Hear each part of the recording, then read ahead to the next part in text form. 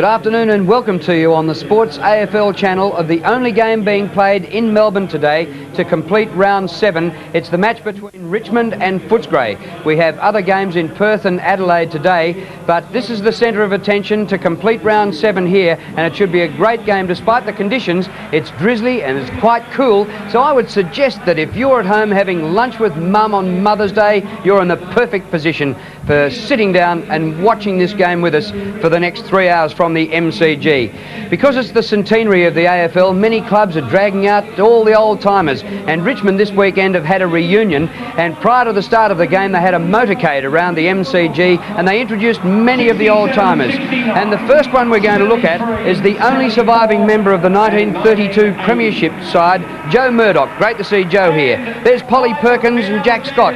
Polly known most recently in his radio career. Now we get more recent with some of these Richmond players. Kevin Sheedy, of course, the current Essendon coach. Brian Wood, a premiership player with 2 different clubs. David Cloak, there's the ghost, Jimmy Jess, and many fine players.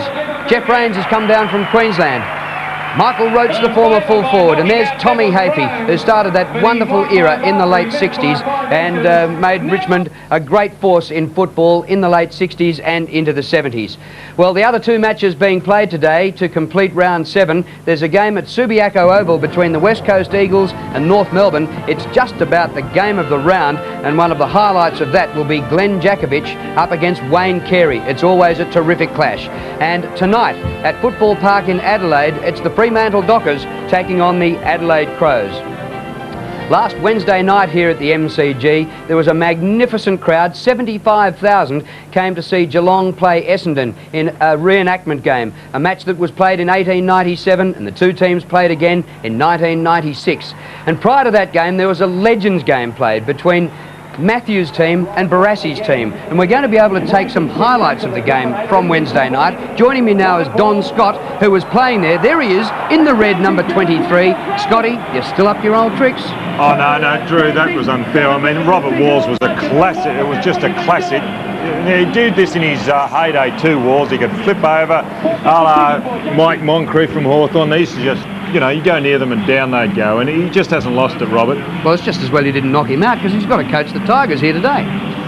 Well, I suppose so. And you got a few kicks as well? Who, Robert? No, you, the other night, apart from a coat hanger and everything. For 5 minutes I was fantastic. The first 5 minutes, then I was looking for petrol tickets. But actually, it was terrific. It's probably been to 2 AFL functions this year. One was the Ball. I thought that was magnificent. And what they did last Wednesday night, the centenary game, was absolutely sensational. You know, the reenactment, the players not in the old garb, and also the spectators around the ground, camera crew, TV people, all in the old garb. It was fantastic. Richmond lineup, well, there they are, and they're on a high after coming after last week's win against Fitzroy, but really nothing can be gained because Fitzroy are not a very good side. And coming into this Richmond side, we've got Burke and Wigney. Now, Burke has been out from disciplinary actions, going to a disco on a Friday night. It's not like his father. His father wouldn't have been there. And didn't get to bed on time. Well, he's been broke fine. The curfew. And Wigney's back there, and it's good to see Wigney, who's terrific last year until he broke his leg. And that Richmond side plays on a lot of enthusiasm. They're all young guys, and they all have a feeling for one another. Footscray side, Alan Joyce the coach. And coming into this side is Cook, Cox, Campbell, Griffin, and Cameron. So they'll be strengthened. They put up a good struggle last week for 2.5 quarters. But it was Carlton who really went away with that game. But they've got some goers. And Ramiro is the fellow that's in form at the moment. He beat Greg Williams last week, Drew. Now, fancy Tony Campbell coming back after an absence of 3 years. The original glove man. Well, he was. He started at Melbourne. Was it Camberwell Grammar? Went to Melbourne, and then where'd he go? To Footscray. Then he went to Perth. He tried out in America. Tried out with the NFL over in America. And he's back again. Now, in the middle, you reckon Ramiro's the stopper. He's done a terrific job the last 2 weeks. He has. Roderick and or Wayne Campbell he might get? I'd say even go further. I'd say 4 weeks. I think he's been in fantastic form. I don't know who will get Drew. It'll just be interesting. But those are 2 prime movers for the Richmond side, Roderick and Campbell. And whoever the hierarchy at Footscray consider the worthy one, well, Ramiro will pick him up. In the ruck, we've got Charles coming in against his old side. And Well, he'll be anxious to prove himself because he just couldn't get the opportunity because of that man there on screen, the captain, Scott Wine. And Charles played exceptionally well against Brisbane a couple of weeks ago, and another interesting battle will be Gale and Grant. And prominent out there are Tony Campbell's gloves, not only on Tony Campbell. Down on the boundary line, here is Russell Morris. Well, look, it's a beautiful sunny day here at the MCG. It's great. I'm standing in the mud. The ground's, obviously it's very wet, but I spoke to the curator earlier and he said it's a sand profile, so there's no soil under the grass. It's all sand and peat moss to keep it firm. So the ground's in very good condition, but obviously it's going to be a wet game. And also, I've been in the Richmond rooms and also the Footscray rooms. I think they're pretty keen to throw themselves into it. Footscray obviously got nothing to lose today. Bit of a danger game for the Tigers. Bit in the wet weather. The tall guys, the ball will be on the ground a lot, so I think Leon Cameron, Scotty West, very good match. So, but I'm picking Richmond by a couple of goals. Thank you, Russell. Yes, good to see Leon Cameron back for his first game of the season. He was injured pre-season and missed 8 weeks. We'll be back for the start of the game after a short break.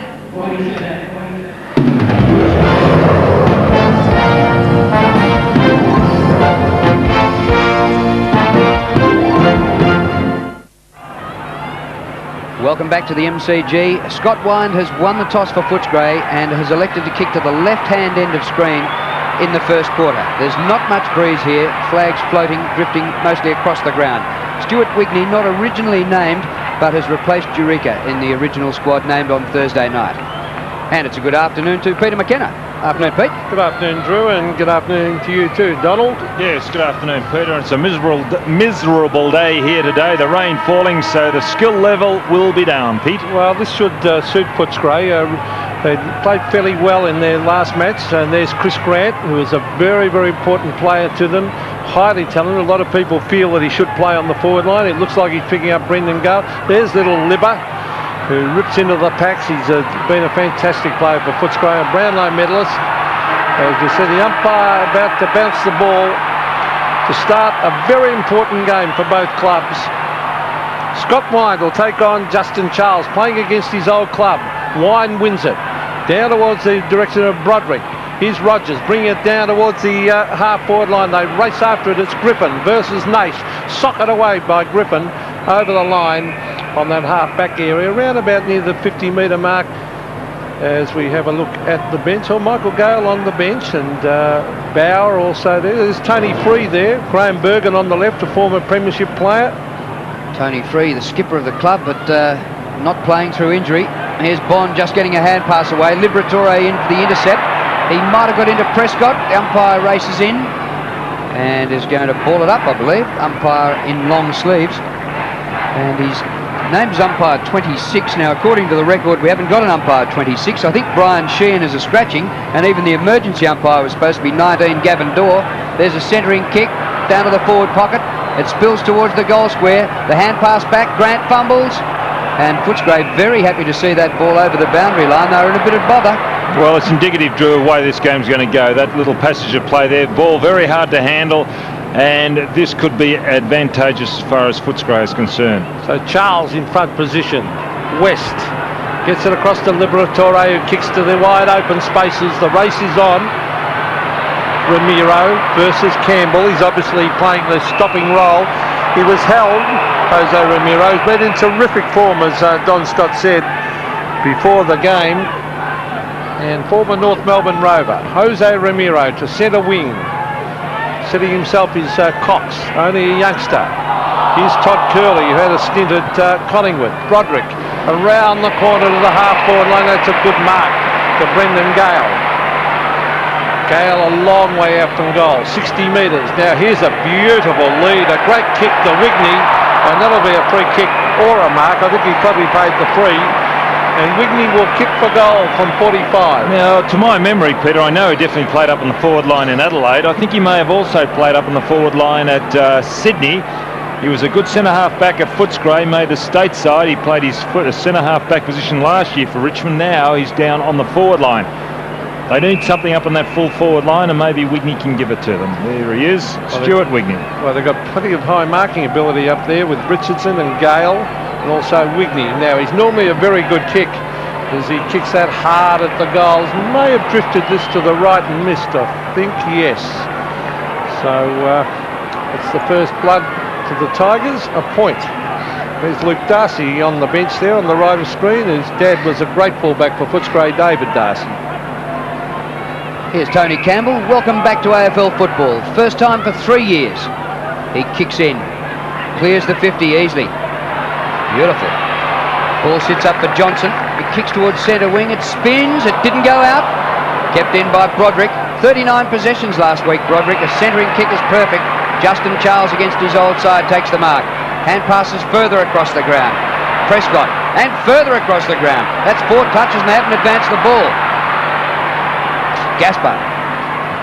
Now Gaspar inside the 50. Richardson comes from behind. Wallace for Footscray. Kicked by Steve Wallace, the veteran, up towards half forward. A big climb down there was by David Burke making a return after his suspension by the club. West gets the hand pass back. Quill. Through Cox it goes. And the hand pass, Kellaway goes wide to Burke. Conceding some ground. Popped over the top by Tate to Kellaway. His kick up to centre wing. And a dive forward. And eventually a mark taken by Rogers.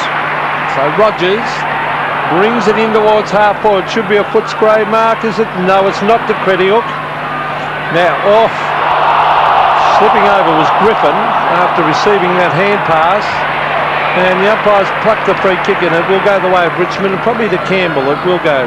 Wayne Campbell being picked up by Ramiro, as we said earlier. He's looking for someone to lead. There's a lot of space on the left. He's kicking it up high.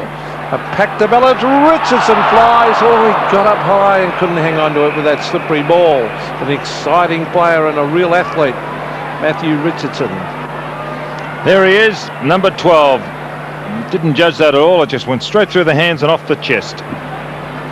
His father, Bull Richardson, was in the parade prior to the game, the parade of legends. Don't know whether Bull Richardson ever got up that high. I can assure you he didn't. Drew? He was a great exponent of the handball. Bull. There's Justin Charles having a bit of a slap at Wind. There'll be a real contest between these two today. Charles, a former Footscray player, limited opportunities because of the Brownlow medalist. Here's Bond, tried to keep the ball in, and there'll be a throw in just a few metres around from the behind post. One only score so far, are behind at the Tigers, and we've been playing almost 5.5 minutes. Might be low scoring. Footscray, nearly the lowest scoring side in the competition, and you wonder about Richmond's high-flying forwards, whether they'll be suited by these conditions. Here's a Footscray free kick, and they'll be able to clear out of defence to be taken by Cretiel. He's a good player, Steve Cretiel. He's had a lot of hamstring problems the last couple of seasons. Out to Griffin, or they can get the loose man going here. Oh, not a good kick. He had 2 men to give it to, and he's kicked it straight to Rogers. Very poor kick by Daryl Griffin.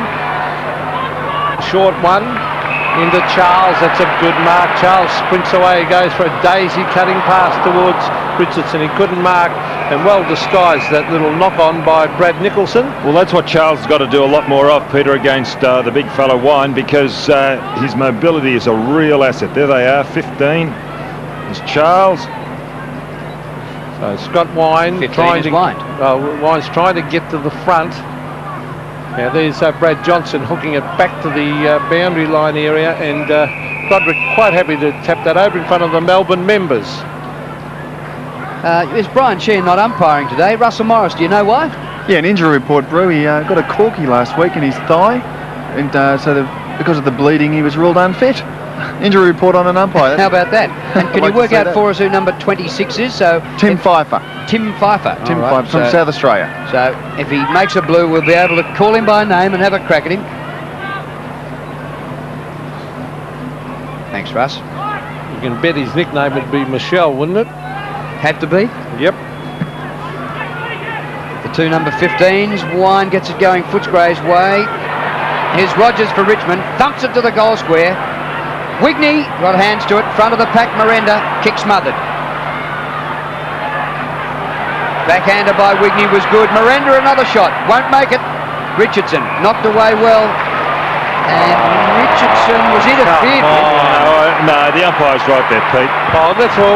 If we see the replay, we'll decide whether it's right. I don't think it was right. Well, there's Tim Pfeiffer, the replacement umpire, straight into the play. And this could be the first goal of the game. The free kick against Brad Nicholson. And now Richardson from only about 8 metres out. Tight angle. Got it.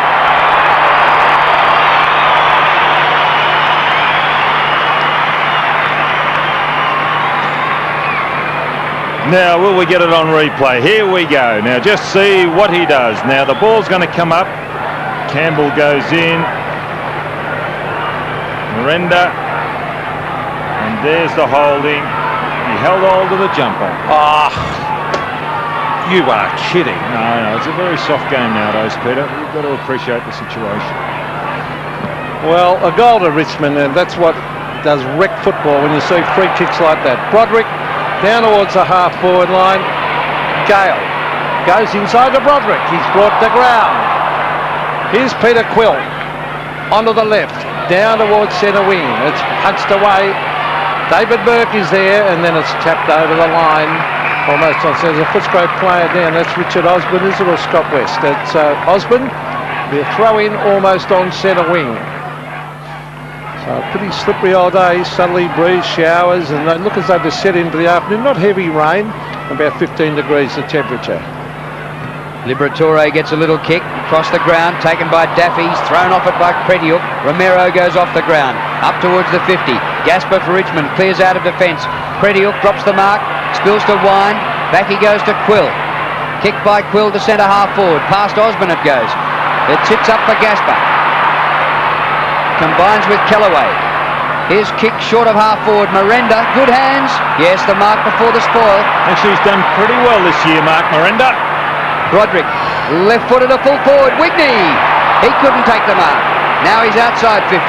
He skirts around Campbell. Short pass is too high for Bond. And the ball is out in Footscray's back pocket.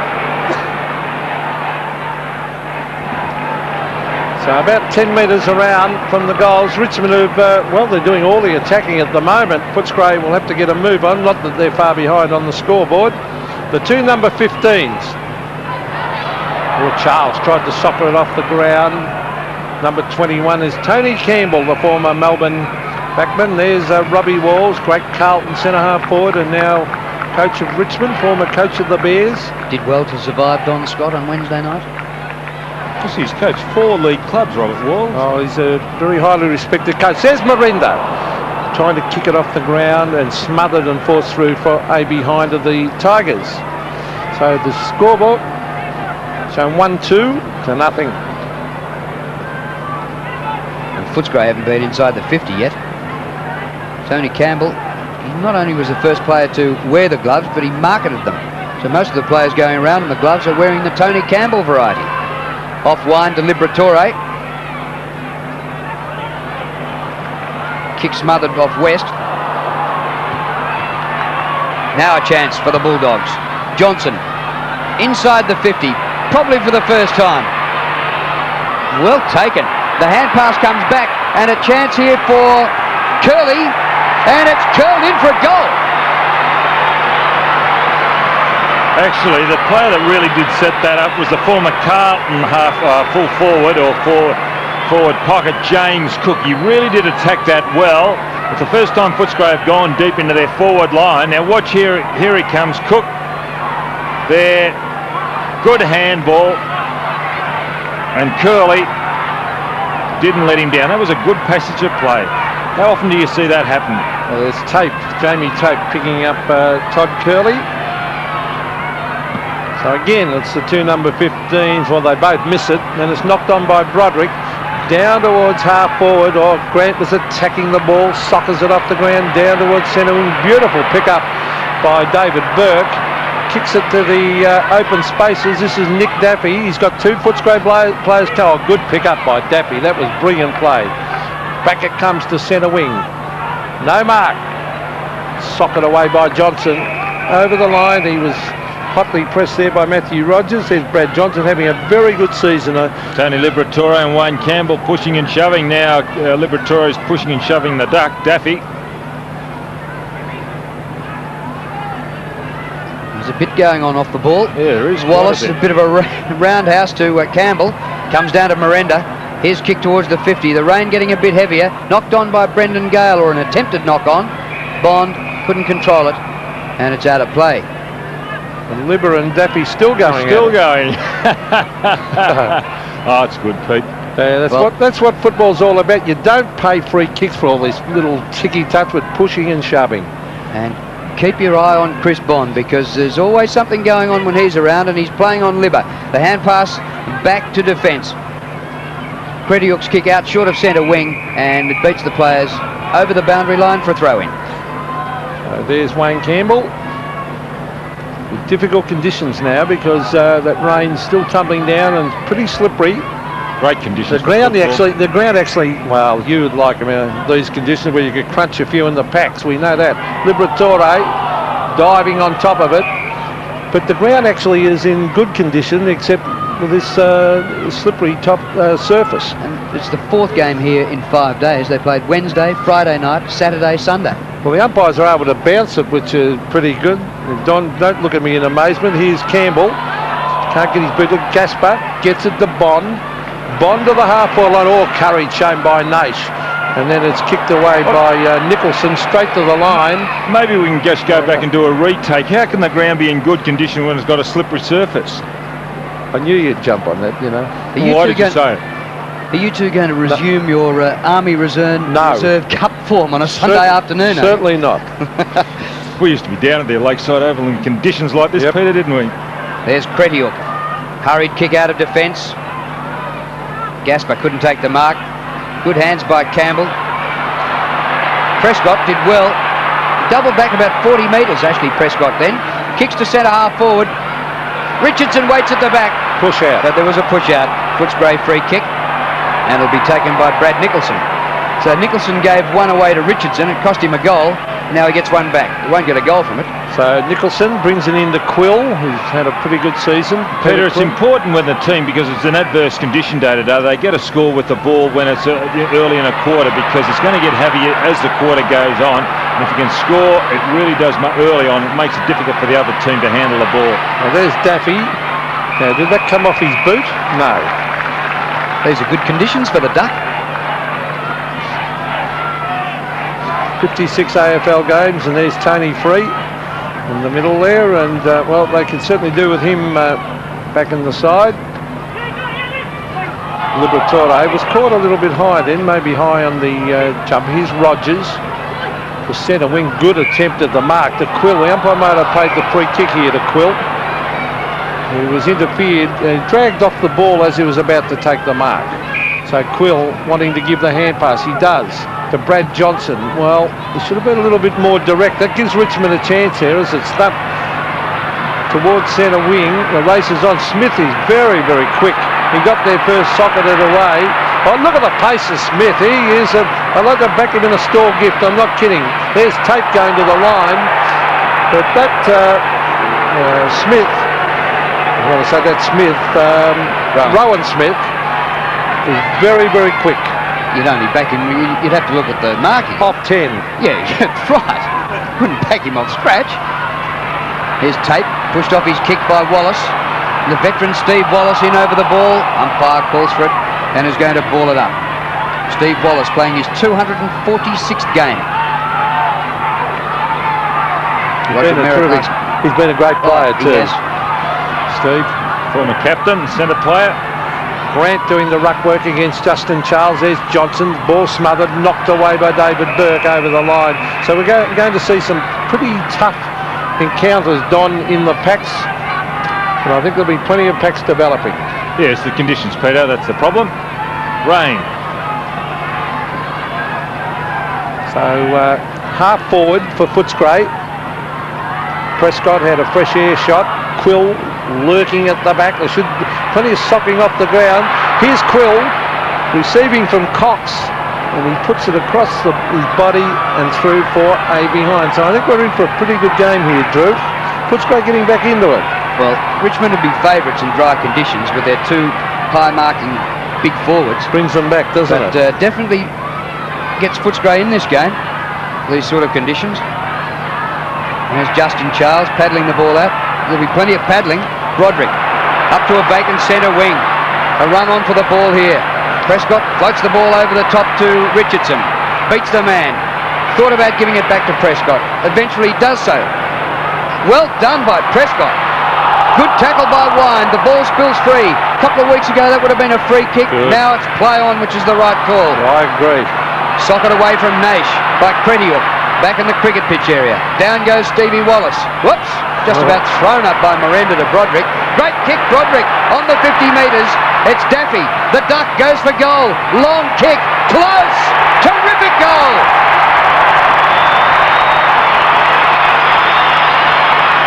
Yeah, it was a great goal, wasn't it? The great build-up. I was just thinking prior to that build-up, an excellent skill move.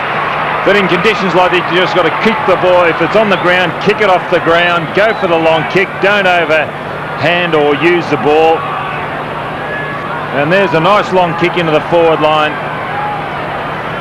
And the fewer times you touch the ball, the less mistakes you're going to have, especially on a day like today where the ball's going to be treacherous. Nick Daffy, a real goal sneak. 7 points is the lead now. Is that a free holding the man probably? And it is. This Peter Quill again, I think. Let me have a look. Yes, it is. So Peter Quill, former West Australian. Oh, nice kick too. With the wet ball in towards half forward. Burke just drops the mark, but it won't be easy to take overhead marks. Prescott. Here's Cox. I think he's got a bit of ability. A good kick to the square. Oh, good mark by Jason Watts. Running back with the flight of the ball. Excellent mark. And he'll kick the goal from right in front. Another backman that's come forward, Peter. He has been a great forward for them the past few weeks since going down to that position. Jason Watts, there he is.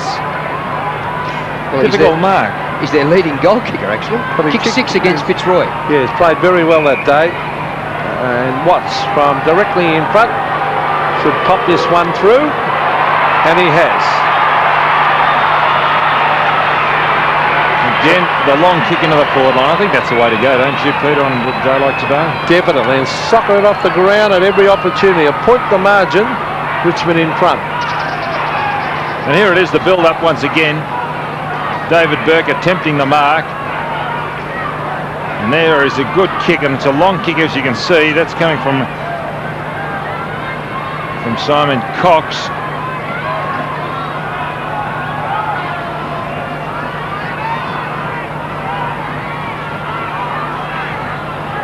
Ball back in the middle.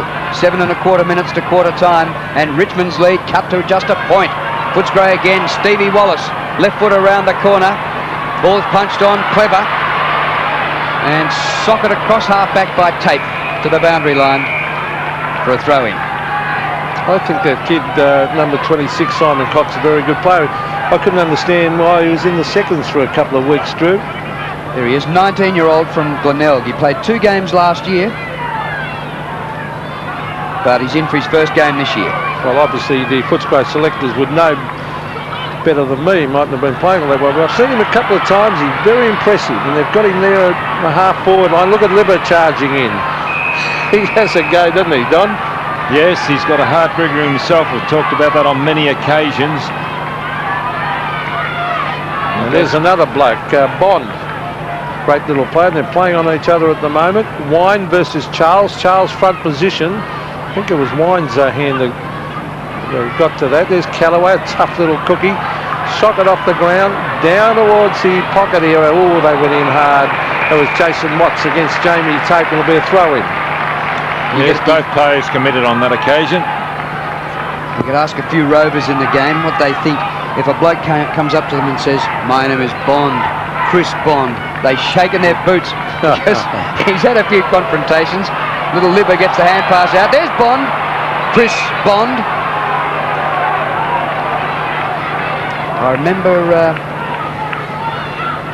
when he was playing for Collingwood, the bloke who went over to Fremantle this year, Brad Rowe. He was slam dunked in the middle here before a game even started by Bond. He didn't even see the opening bounce of the game. He was off. Well, there's Brandt caught. Oh, Wester's poleaxed as he kicked. That's good umpiring, because he's absolutely flattened after he kicked it. And down it comes to Wallace. Wallace brings it into the full forward area. Gaspar went without it. Oh, gee. Good tackle by Curley. Then gets it out. Number 12 was Cook. Still a chance. Here's Quill lining up. Oh, that is very good football. Peter Quill's kicked it. Great goal. Gee whiz, this is interesting, isn't it? these conditions, and Richmond have dominated the board as far as stats go. But the Footscray side, when they have gone forward, especially in the latter half of this quarter, they've scored and done it well. Scrambly football, you can't expect much else. And there's Quill onto it. Very skillful, that. Well, Peter Quill not only kicked a goal to put Footscray in front, he's the leading kick winner on the ground with 7 in the first quarter. We've been playing 23 minutes. Ball spills back towards the centre circle. Steve Wallace has been all right. Kicks inside half forward. A mark. James Cook. Well, hoping he'd solve a lot of problems down there. The former Carlton player couldn't get his opportunity at Footscray because of Pearce and Kernahan's setup. Now he's got his opportunity at Footscray. Took a while to get into the side. Now Cook lining up for his first goal. He helped set one up earlier on. Right in front. 49 metres out. He has kicked it a mile, but away to the right. James Cook back this week after a suspension in the Fitzroy game.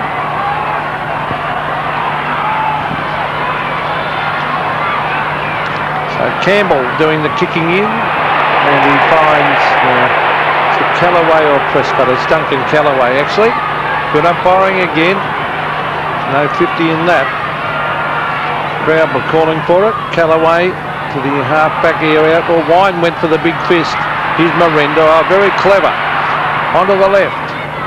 Centre wing. Richardson was a flyer. He thumps it over towards Bond. Here's Steve Crediuk. Goes to the line. Good play. That's good defensive play by this reliable defender. There's some young supporters, and they're braving it out there in the cold and the rain. That's the whole family here for Mother's Day. Good to see. Well played by Daffy. Kick by Daffy inside the 50. Richardson underneath it, tries to knock the ball on, but the defender knocks it away, Nicholson. Oof. It's inside the centre square. Naish number 6 fighting hard for it. Outnumbered 2-1 at ground level. There he is, last up, number 6, Chris Naish. 4 minutes to go to quarter time, and the Bulldogs surprisingly leading by 6 points. Charles, but knocks it to Wind. Good leap there by Campbell. It put Steve Wallace down there. Yeah, I just said they've made a change. I think Quill's going with Broderick now. Yeah. Wallace is going with Rogers. Yeah, I thought Wallace was doing it right up around the middle. But still, he's a very good stopper as well. Now there's Johnson. Ramiro gets it out. West appealing for a free kick. He thinks they're getting a few frees now, Footscray. The short one is on, and the mark taken by Steve Crediuk. Footscray playing pretty well. They're looking dangerous. In towards half forward. No mark now. Here's a chance for Cook. Around the corner, he bends it back. Oh, that's a great kick by James Cook. It's a goal. Gee, that hackneyed old phrase. Trying to think of it. Which one? So hackneyed, so old you've forgotten it. It's a funny game. There's definitely something wrong with you. You are old and hackneyed. Here he is, Don, anyway. It was a great snap, as you can see it on screen, as we're thinking about that hackneyed old phrase. But James, it's a funny game. It's a funny game, football, because Richmond, well, they look like they're going to go away with this game, but Footscray has certainly come into it, and now they're in front. That was a hell of a goal by James Cook. Knocked on by Bond. The Tigers go into attack. Socket away by Nicholson. Defensive 50 for Footscray. Plenty of distance with the kick to centre wing. Ooh. Dropped by Prescott. Dropped by Tate. Smothered. A beautiful smother out there by Brad Johnson. And that saved the side about 45 metres. Yes, they're pretty committed, Footscray. Well, most sides, coached by Alan Joyce, normally pretty ferocious. There's Prescott. The half-forward line, cleverly done by Broderick. That was very good. The Bond in towards the half-forward line. Grant did that very well. They're committed. And that's a good kick by Grant. And the mark dropped. Taken by Charles. Griffin cleverly disguising that ball, not deliberately knocking it over, but his every intention was to get it over. Griffin, he was Footscray's Rookie of the Year last year, played 14 games in 95, but he's in for his first game this year. Indecisive between the ruckman. Now winds there, and off the ball, look at Campbell and Romero. And it's a free kick against Wayne Campbell. Yeah, an act of frustration. That's Romero doing his job and doing it well. Kick by Romero from half-back flank. Not much distance, short of centre wing. Punch back almost to where the kick came from. There's Campbell to make amends. Griffin's hurt too, Drew. Griffin's hurt. He'll take a free kick if he can take it. But they're calling for assistance from the bench. He put his head down going for the ball. He's a gun little player. He's gutsy. My word, he is.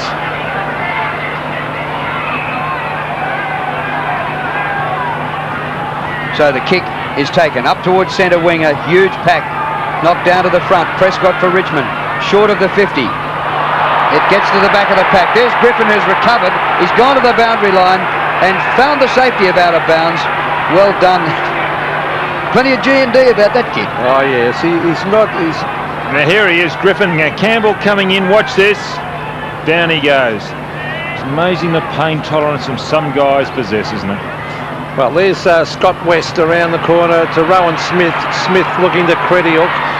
Back to Liberatore. He goes to ground. West trying to get a free kick. Should try and knock it on. Then he pulls it under.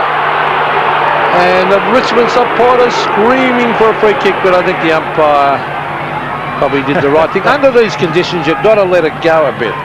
Frees a 9-3 in favour of Footscray. Yes, that's what I thought. Richmond got the first couple. So Footscray getting in first for the ball. Is that a free kick to Bond? No. It's kicked by Gaspar. Nicholson doing all right down here. Conditions made for backman, of course. But he sensibly kicks it low and around. And Robbie Walls would be a little bit concerned at the moment, Drew. When you were playing, did you wake up on days like this and think, oh no? Well, I think all footballers actually feel a bit that way, unless you're a Rovers normally like these sort of conditions. Libra love it, wouldn't Libra would love it. Yeah. Just put on the gumboots and out you come. Taken by Broderick. Back to Richardson. A long kick from a standing start. And Grant just got there in time to rush it through. I would say that forwards hate these conditions and backmen love it. And Scotty loved it. He loved it like this. Yes, the guys who aren't as highly skilled as others would like these days. I found it really did handicap my high marking, my terrific kicking. I thought you might say that. Is that hackneyed old phrase you were trying to think of? Well, that was Grant getting it to Crediuk. Oh, is that holding the ball? Yes. Umpire said he was in control. Free kick, Brendon Gale. Gale brings it back to the centre and he finds Ashley Prescott. He's a loose man on his own. It looks like Bond. It is Bond. As the siren beats. Actually, he was over his mark then, Peter, and they should just call the end of that quarter. If you notice, he took a couple of steps after taking that mark.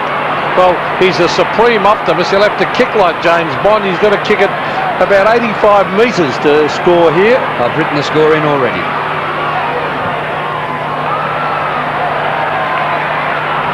Nothing. He's not Malcolm Blunt, is he?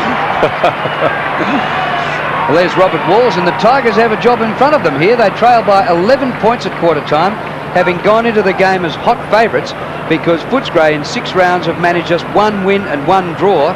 And on the other hand, Richmond have had 3 and 3, and 2 of their losses have been by a single kick.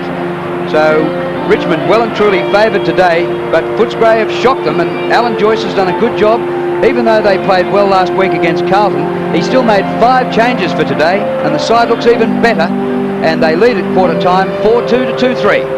That's what football means to me. That's all I've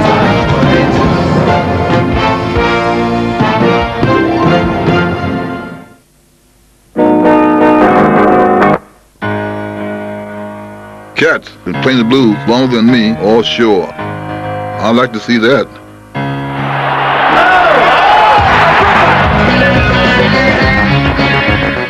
Clubs full of guys with great bodies? Yeah, I'd like to see that.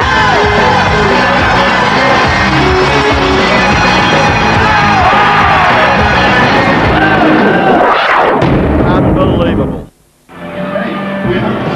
Richmond made a good start in the wet conditions, but Footscray hit back strongly, and by quarter time they lead by 11 points. The Bulldogs 4-2-26, leading the Tigers 2-3-15. Goal scorers for Footscray: Todd Curley, James Cook, Peter Quill and Jason Watts, one each, and for Richmond, singles to Nick Daffy and Matthew Richardson.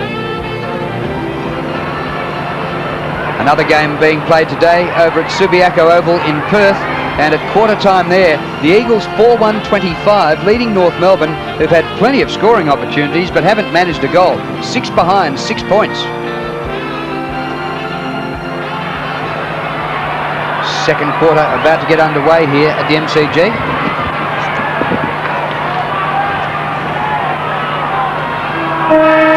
Well, a very interesting first term, where Richmond, it looked all Richmond early, but Footscray getting in front, came home very, very strongly.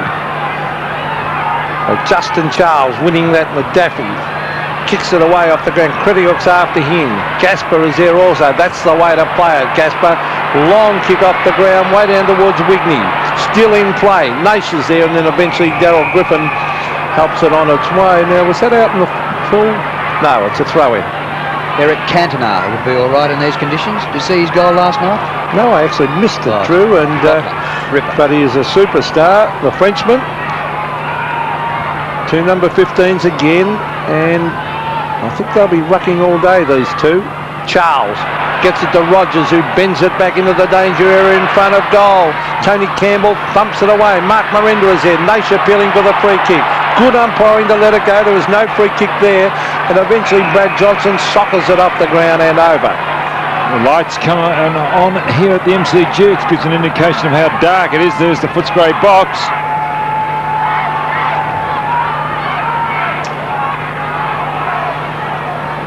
Wind and Charles. The Prince. Attempted soccer. The ball's still in. Oh, that's amazing. That is a goal by Bond. You couldn't thread it through a narrower gap than that. And the goal umpire liked it as well. You can see a wry grin coming across his face as he signalled that goal to Chris Bond. Here it is, look at that. Well, you talked about Eric Cantona. You've got your wish, Drew. Hey, he is James Bond. He's not Chris Bond at all. What an amazing goal. And I think Libba is telling him it was a fluke, and it wasn't. It was a very good kick. Here's Charles. Done well, hasn't he, Charles? Richmond look as though they're fired up towards half forward. Oh, there's Chris Grant. Look at the look of determination on his face as he gets it out to Credior. Off the ground goes Credior, but it rebounds off Daffy. You can bet on this going over the line. Off the boot in the end of Daffy, and it rolls over the line. Number 35, worn by Terry Wheeler at Footscray. He's now worn by Steve Credior. There he is, with 35 across his back. Thank you, Don. Comes down to Daffy, a centering kick, 40 metres from goal. Benny Gale and the crowd rise to him, gets it away to Naish. Bond over it again, back flips it. Quill hacks the ball out of there. No attempt to keep the ball in, Broderick, and we'll have a throw in. Richmond bench, and they haven't used the bench yet, have they? Funky and Bauer, and also Michael Gale.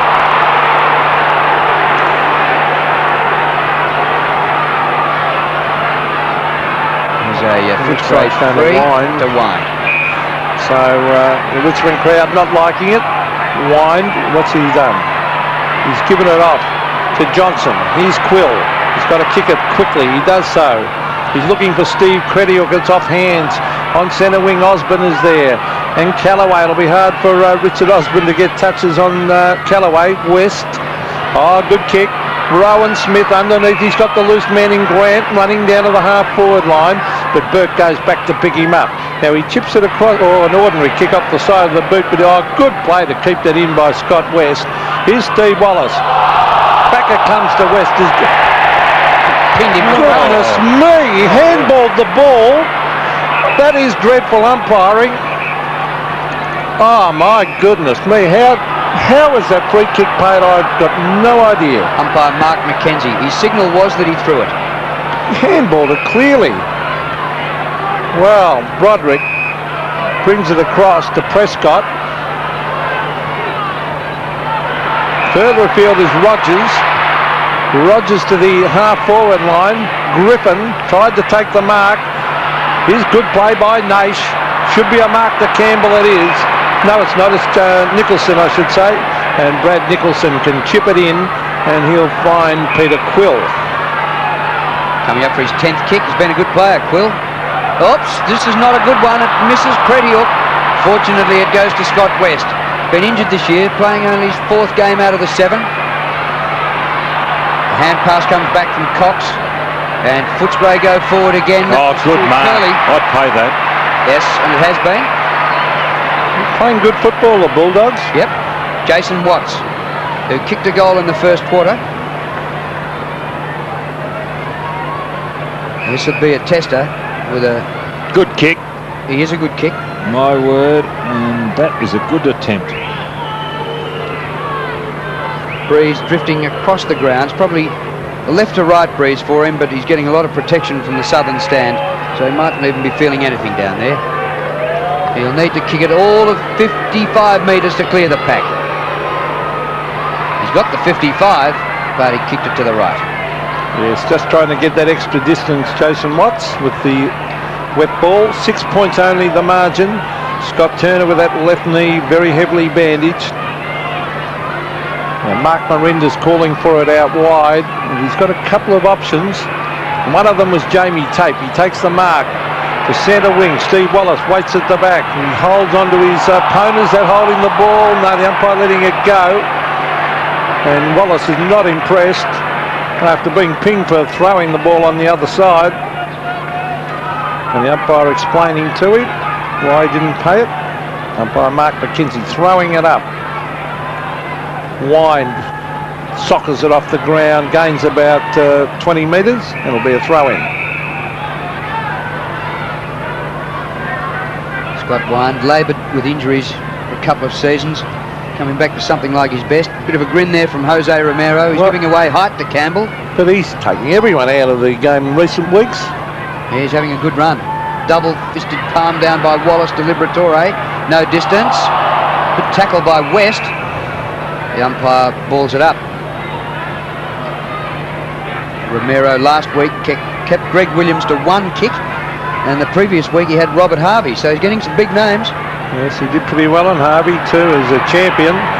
There's Rogers to half-forward. Richardson finding it very difficult under the wet conditions because he's a high marking, relies on that very much on that sure ball handling, Richardson. So it's at half-forward for the Tigers. They trail by 6 points. Wind, use his body very well. He's got to get a boot to it. He ties a hand pass instead. Scott West dives. Good umpiring. He was trying to con the umpire then, and the umpire having none of it. The interpretation on the holding the ball, it's all changed, hasn't it? The perfect tackle has changed in the last couple of weeks. From the start of the year, they've gone the other way. Yeah. Well, they've gone back to the old rule. Romero almost a kick in danger, and I think that's probably what the umpire's paid there to Gasper. Well, the old interpretation, I should say, not rule. Yep. Kick by Gasper to centre half forward. Richardson gets underneath the ball. A sprint for it at the back of the pack. Crediuk went for safety at the boundary line. He's got to go again. That was testing the hammies. He's had plenty of them, plenty of hamstring injuries. Game number 50 today for Stephen Crediuk. I saw him play, I think it was last year or maybe the year before, a very good game on Ablett. Now there's Naish going to ground. Guess who's at the bottom, Little Libber. Well, let's see where Libber goes. He's going on the Bond. Well played by Justin Charles. Puts it to the centre forward area where Rogers was caught. Threw it up in the air. Naish goes to ground. In they go after it. Johnson. Now Merenda. And the umpire finding a free kick going Richmond's way. Well, it must have said he's got into his back against Quill. I was just thinking what a great little contest there was in that pack. But obviously Quill's got into his back. He's going to have a look. Look, he's looking up at the scoreboard to have a look at the replay. Peter Quill. Well, let's see what happens. There's Merenda. Can't quite see it. There's Merenda. So the ball's gone through. Maybe a little technical, Peter, but it evens itself out in the long run. Well, Merenda will kick for goal from 30 metres. And what's he done with it? He's put it right through the middle. So scores are level. Yes, a much improved player. There he is, Mark Merenda. Very good at getting the ball out of the centre, runs hard off the square, put in a big pre-season. Hence, the fact that he's got himself really fit and now he's playing well and is a valued member of this side. The free kick, ball really not in his possession, and it's Quill who comes over the top and gives him around the neck. Well, I thought he had the ball originally. Well, ball up in the middle. It's interesting as to where you get them, because 2 of the 4 goals for Richmond have come from free kicks, and yet they've trailed total free kicks 7-10. Off the ground. Oh. Nicholson, he judged it all right. Look at the and grip. breathes a sigh of relief. Oh, gee, he would have had his heart in his mouth, Drew. Well, 4-3, 27 apiece. Footscray have already played a draw this season against Hawthorn. This is the sort of day we might have another one. He went defensively. Naish. He's only 25 metres out. The hand pass to the edge of the goal square. Merenda. He's kicked it further away from goal than where he was. He was 8 metres out. Now it's about 35-40. Michael Gale on the ground for the Tigers. Taken to ground. Play on, says the umpire. Grant tries to scoop it up, and it's gone out of play. Interesting kick by Merenda, Don. Yeah, a lot of pressure there, Drew, and he just banged it on his boot, hoping, and he's just hooked it a little bit too far because he's gone right away from goal, across the face of goal and out towards the opposite pocket. So again, it's Charles and Wind. Wind the big fist back to the boundary line for another throw in. And he's doing plenty of talking there, Scott Wind, telling his players to man up and settle down, because they've looked the better side, yet scores are level. Richmond are lifting a little bit in this last 5 minutes. Charles did that very well. Between those two. Yep. Brad Johnson, Griffin was there. Liberatore tries to ward up the tackle. Handballs to Quill. Quill around the corner. Oh, free kick to Wine. He was grabbed when he didn't have it. And I don't think, who's that arguing? David Burke. Well, I don't know why he's arguing. There was no doubt about that one. So Wind looking out here towards Simon Cox, and over the line again for a throw in. Scott Wind, 2 kicks, 5 handballs. Charles goes the other way, kicks it more often. 4 kicks, 1 handball. Wind has been winning the centre hit-outs 5-2. Give this one to Justin Charles. The whistle's gone, and it's a free kick against him.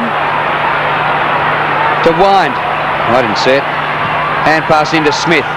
Kicked by Smith inside centre half forward. Taken off the fingers by Burke. Across the half back line he goes to Michael Gale. Kicked by Gale. And there's Charles. Dodging, weaving, floating the hand pass through Burke to Bond. Bond and Libba about even on possessions, but Bond gives it up this time. Crediuk takes the mark. Chris Grant. Good play by Crediuk. Grant wide. Oh, that wasn't a good kick. He's kicked it straight to Scott Turner. And that, well, you can't do that in this standard of football. Turn it over so easily. Scott Turner. It's good to see him back in the side. He was out for a number of weeks injured. Back towards Osborne, finding it hard to get into the game, and that's because of Callaway. Socket off the ground by Broderick. Well played by Naish. A brilliant pick-up. Naish.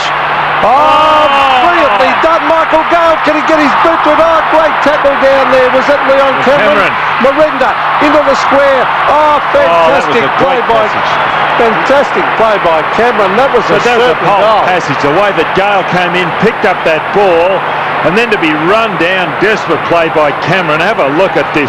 Oh, that was a magnificent pickup, and he was going goalward, open goal, but look at Cameron, desperate stuff. Oh, good passage of play, best of the game. Well, they both started the game on the bench, both fresh as a daisy, and it looked like it then. That was great stuff. Rain starting again here at the MCG. They're out in force, the umbrellas. Not a bad crowd either. Not a lot of it visible, but it's hidden up under the stands, and not a bad crowd. I think today, or this round, the AFL will get an all-time record attendance. There's Burt going for the boundary line, not too much subtlety about it. Off Gasper it went out of bounds for a throw-in. You'd expect a packed house at Subi today and at Footy Park tonight. I reckon it'll take the attendance to 300,000, and that'll be the first time ever in one round of football. So they've certainly been helped by a couple of night games. There's the kick from Quill is having a terrific game to half forward, and it's knocked over the line. David Burke had a spell and a fine.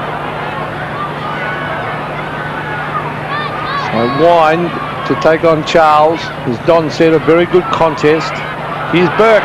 He mopped up beautifully and brings it in towards the centre of the ground. Be hard to mark. Crediock went for the big punch. It favours Merenda. After him was Johnson. Good play by Johnson to hit it towards the line.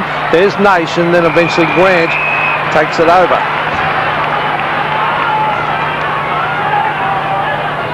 Chris Grant converted this year into a backman from his earlier days as a forward. Tigers by a point, 10 1/4 minutes to go to half-time. Well done by Charles to get rid of Wine then. Spills back out of bounds, so he's going to have to do it again. Lights on at the MCG from quarter time onwards. You got to be keen, don't you, to sit out there in the wet? But the Melburnians are keen when it comes to their football. Cox off and Craig Ellis on for Footscray. Oh, there's Quill at the bottom of that pack again. He's Rogers. He's caught. Gets in a hand pass to Naish. Naish onto the left. Oh, not a bad looking kick down towards the forward line. Kicked away by Grant. Good kick. Out towards West. Oh, they went in hard. West dives on it. Oh, he copped one round the head. And he was a bit stiff to not get a kick then on that last tackle. Now let's have a look at this last tackle. Watch Bond come in from right of screen. Yeah, there he comes. Yeah, but have a look after this. That's fine. Oh, they're going to throw it up now. He copped it just out there, right across the head. There's Broderick. Missed it. Oh, gee, there's no big pardons out there as they go in hard after the ball. Good play by Jose Ramiro. Good use of the body by Wine. Little toe poke kick. Strong tackle. Oh. Well, free kick's been paid here to Prescott. Not happy about it, Pete? Oh, I'm not happy about the umpiring today. In towards half forward. Well, you give credit where it's due, and you've got to be honest. Here's Grant. I think both 2 goals for Richmond have been doubtful free kicks. Here's Grant.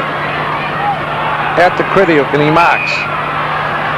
Stephen Crediock still behind half-back flank. Up short of centre wing. Ellis is just on, comes to the front of the pack, kicked by Curley. Open territory up towards the 50. Libber taken out. Oh, well done by Libber, the best tackler in the competition. He got Gasper red hot. Osborne hasn't been sighted yet. There's Kellaway. There's Aussie. Gasper fires out the hand pass, the whistle's gone, and Gasper, or a Richmond free kick. The reason Richard Osborne hasn't been sighted, Drew, the weather could be a problem, but also Kellaway. Yep. The same with Ramiro playing on Wayne Campbell. Wayne Campbell's had 1 kick. That's unheard of in nearly half of football for Campbell. Bauer coming off, Bond off for Richmond. Well, he's very pacey, Nathan Bauer.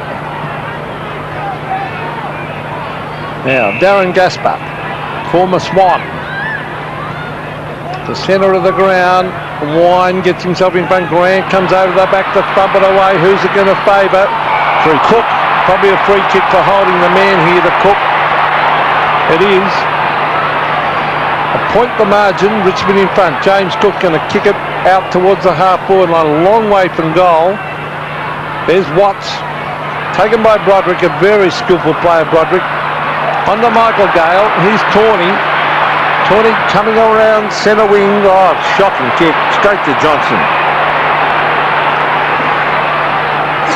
7.5 minutes to half-time.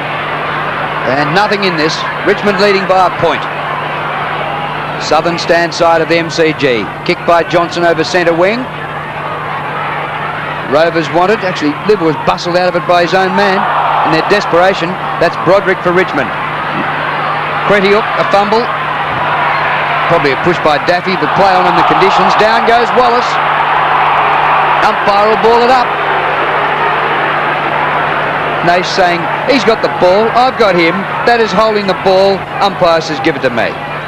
So the umpire will throw it up. Here they go again. Wind and Charles Merenda. He was grabbed. Naish off the ground. He's Griffin. Reminds me, Daryl Griffin, a lot of Dean Laidley that plays for North Melbourne. Similar type. Yeah, rugged. Yeah. JYD.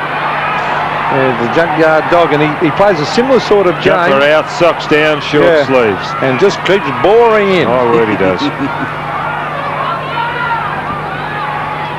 Charles up pretty high. Merenda's there. Campbell, his second touch. Charles, a hand pass away. Throw. There's Gale. Well, it's a throw out the back. Broderick, yeah, the umpire's pinged him. Cannot continue to throw it all day. I thought Charles's one was a definite throw. And the free kick is taken by hand. Actually, Smith to Johnson. His kick over centre wing. Skims on the wet grass and beats Curley out of play. So it's 4-4 to 4-3. And well rugged up Richmond supporter looking on. Charles versus Scott Wind. Front position pretty important, Don, in these contests. Well, every time there is a contest, Peter, whether it be boundary or around the ground, front position is the only position. Here's Ramiro, who's done so well on Campbell. Into the Osborne. Still in Ellis. No, it's out now. Hard, difficult conditions for forwards to mark running full flight of the ball, even with chest marks will be hard with a bloke breathing down your neck, particularly one like Callaway. Yeah, that's why the Victorian selectors quite like Callaway. Clean possession, Charles. I think he enjoyed Wind not being in the ruck against him. He went up against Ellis.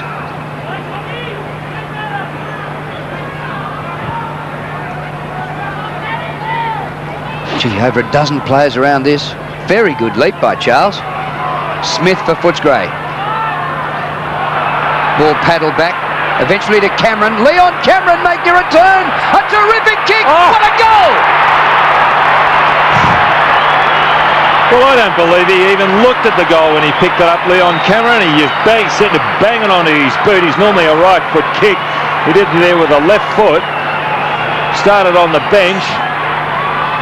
Now Charles does really well there. Gets up high, sends it goalward. Through the legs. Finally to Cameron there. Outside 50. Just put it on his boot. Magnificent. Now, something, well, it could be the blood rule here, I'd say. One of the umpires signalling that Nicholson has to come off. Brad Nicholson, who have they got to bring onto that key defensive post? Blood on the knee, as you can see, as he's going off the ground on the left knee. So number 26 for Footscray, Simon Cox is coming on. Now he's a forward. He's going to the forward line. Now who's Curley? No, they're both racing down there at the moment, Curley and Cox. They'll probably one come through off the back end of the square. Yeah, Curley will have to go back, I think, or... Anyway, they're both gone down the back line. So Richmond have got a spare man on their back line at the moment, and so have Footscray. That was Bauer getting it to Cretiuk. Well done by Cretiuk. Over the back. Berkey's there. Now, how will the umpire see that? He didn't actually have the ball, Gasper. Brings it into half forward. Up they go. It's thumped the ground. Brendon Gale to Broderick. Broderick kicks to the square. Oh, almost a mark to Campbell, taken by Cox, a free kick. Well, he would have marked it but for the interference, or is it Wallace? Stevie Wallace. It's Stevie Wallace down there, and he's going to chip it across. Oops! And the mark has been taken there by Simon Cox. He's just come off the bench. Cox, the 19-year-old from Glenelg, playing his first game for the season. Pinpoint to Wallace. Needed to be. Kicked by Wallace. Smith in trouble from Prescott, but good mark. Wet ball. Good player, Smith, isn't he? Well, all teams attack from half-back these days, and here's a perfect running half-back to get you into attack. But the kick astray to David Burke. Short pass into midfield. Charles onto Michael Gale. Further short pass to Bauer. Gale and Bauer both started on the bench and spent all of the first quarter there. Here's Bauer. Left footer up high. Benny Gale. I think he's pushed him. Oh! That is a very interesting decision. And Chris Grant not happy. Oh. So that's two of them you've given away. Umpire Pfeiffer. Here's the ball now. Oh. It's a pretty soft one. Grant tripping over, but he definitely got a hand in the back or the side from Gale. Well, they've had 2 goals from free kicks, and they might get one here that might have been a free kick the other way. In front, 35 metres out, he's missed it. So perhaps justice has been served. So 4 points the margin. It's a very evenly contested game. It could go either way because Footscray are pretty fired up, and the wet conditions certainly not helping the high flyers of Richmond. They really do rely on their forwards taking big grabs. And here's Brad Johnson, who I think is one of the most improved players in the competition. Oh, dangerous kick though. As soon as you give a bloke a rap, Ramiro has been terrific. Not so much in possessions, but he's taken Campbell right out of the game at the moment. He's a vital player for Richmond. Campbell, 1 kick, 1 handball. And we're only 3 minutes to half time. Now Wayne Campbell, remember last year he was the pre-post favourite in the Brownlow medal. He won most of the media awards. So to be held to 2 possessions in half a game is remarkable. Gee, Footscray player bowled over then, Ramiro. Well, Ramiro's had 10 possessions, so as well as keeping one player quiet, he's also going around picking up a few himself. Against Gale. Kicked by Ramiro to half forward. They kicked some pretty fair distances with a wet ball here today. West puts the hand pass out in front. Leon Cameron again to the goal square. Cook. Oh, good spoil by Turner. Well done, Scotty Turner. He used to be able to brag that he kept Jason Dunstall goalless. Now everybody says that. Oh, that was a bit low. Forward pocket. Gee, if they could sneak one here, Footscray, they would really be lifted. If you get one from this forward thrust. There's Justin Charles battling hard. David Burke read it well and belts it out of the danger area. 1-on-1 was Merenda, held by West. I think he was. The umpire saw that one. Scott West knew he didn't have the pace to go with Merenda, so grabbed hold of him. Oh, Merenda brings it to the half-forward line. There's a good mark to Chris Grant. He's a terrific player, this fella. And Alan Joyce leaving him at centre back. I would have thought, you know, they'd be tempted to move him down to the half-forward line in recent weeks. Chris Grant to the centre wing area. Johnson was the flyer. What a pickup. Was that Quill? In towards half-forward. Osborne is there. Now Cook. Cook gives it off to Ellis. Now West. West bends it back. Watts. Oh, was he grabbed? Yes. Tawney arguing with the umpire. I think Watts made it look a little bit worse than what it was, to be quite honest. But he's paid the free kick right in front. No, the hand was over the shoulder, Peter. That was what it was all about. He made sure the umpire accentuated a little bit, Don. As we see Jason Watts for his second from directly in front. He puts it through.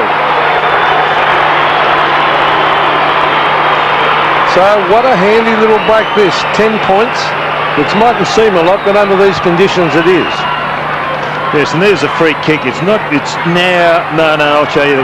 There's a free kick. There's no free there, Don, yet. Oh, now I suppose it wasn't there? He grabbed him. He did accentuate it. I think he did a fair bit of leaning back.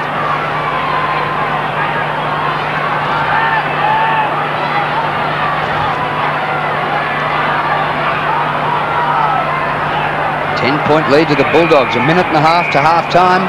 Ooh, I'd hate this if I was a coach, wouldn't you? When someone approaches into the centre square. So Charles wants to take it quickly and runs around Scott Wine. Kicks to the forward line. A half volley, awkward. Rogers, well done. Rogers actually then took it off Bauer. Johnson to Wallace. Bounces the ball out of play. Clever. That half-back flank. That was very clever play. That's experience for you. As Robbie Walls looking on. You're a little bit worried at this stage, getting close to half-time. But Wallace didn't muck around. He headed for the boundary line with a low skimmer. Charles and whined. And then it's tapped over the line. But another throw-in. Peter Quill has been a good player. I wouldn't have been betting long odds on about Richmond today. You knew that the Dogs would bite back. 14 kicks Quill has had. So again it's whined. Here's Daffy. Hasn't done a lot. Kicks it around to Merenda. Footscray battling hard. There's Ramiro going to the line for another throw in. Remember a wet day out at the Western Oval a few years ago when Footscray kept Carlton goalless until time on in the last quarter. They kicked one goal for the entire game. The Mighty Blues. Mark Arsiri kicked the goal. Thank you, Merv Ford.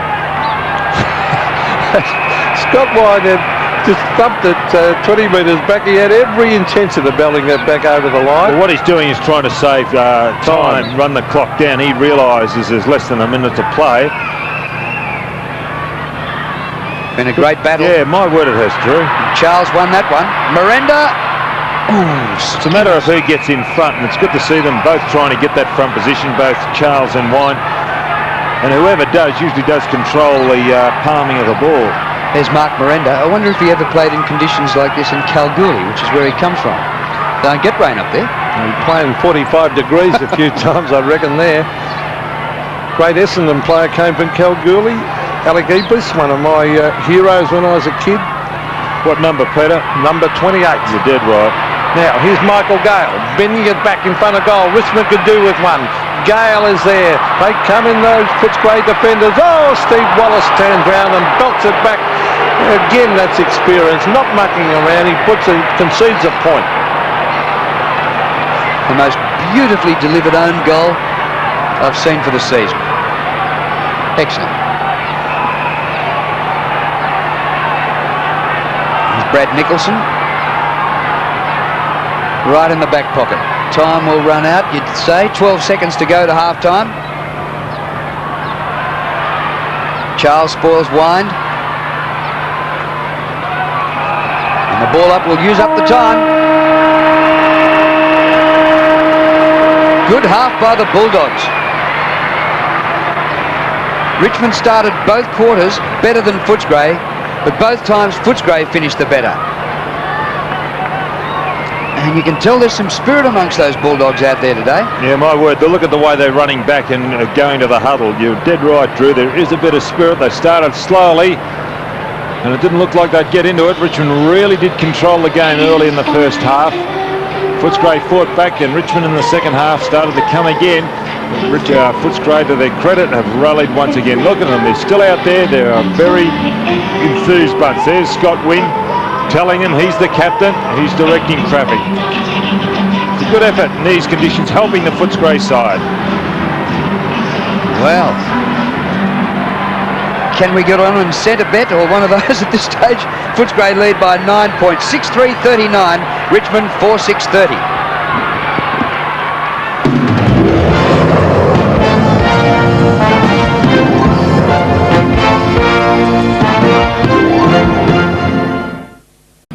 At quarter time, Footscray by 9 points, 6-3-39 to 4 goals, 6-30, and even second term, 2 goals each. The goal scorers for the game, 2 to Jason Watson, singles to Cook, Cameron, Quill and Curley, and for Richmond, Merenda, Daffy, Richardson and Bond have kicked their goals.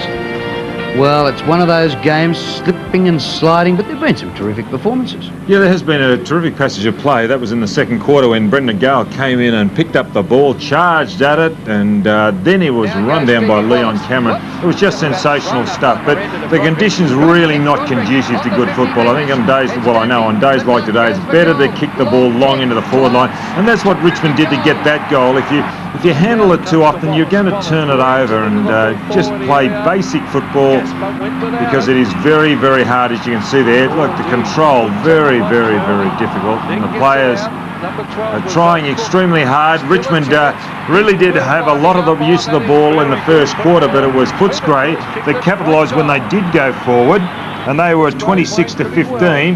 It was an 11-point margin in the first quarter in favour of Footscray, and they've certainly gone on. Richmond came back in the second quarter, but it's a 9-point deficit. But it's a very interesting game, and if they don't start and really apply themselves, the Richmond team, this Footscray, very committed, very enthusiastic. I noticed at half time. Look at this. Yes, that's a sensational goal. That's by Chris Bond. That was in the second quarter. They're very enthusiastic. They ran back together in the huddle. Scott Wine, the captain, really had a word to them, geeing them on before they went back in. So they are certainly pumped today, Footscray. There have been some long goals, and look at this from outside 50. That was Leon Cameron. That was after he did that long chase on Gale down the other end of the ground. But he is an excellent player who can kick on both sides of the body. Now, it's interesting to see inside 50, Richmond have had it in there 26 times to 14, and yet trail by 9 points. Well, that's what I said earlier, Drew, about, they're using the ball, you're having a lot of the ball, especially that first quarter. You just can't capitalise. Turnovers, there's going to be a million turnovers today, and Richmond, well, they're very, very good at the centre. I think it's an excellent battle between Wind and Charles in the ruck, both at the centre and around the ground, and yeah, there's some good contests. Thank you, Scotty. Well, another game being played at the moment is at Subiaco Oval between the West Coast Eagles and North Melbourne, and just about the game of the round. Let's take a look at some highlights from the first half. Lyle kicks to half forward. McIntosh. Oh, we're Punda! Great grab!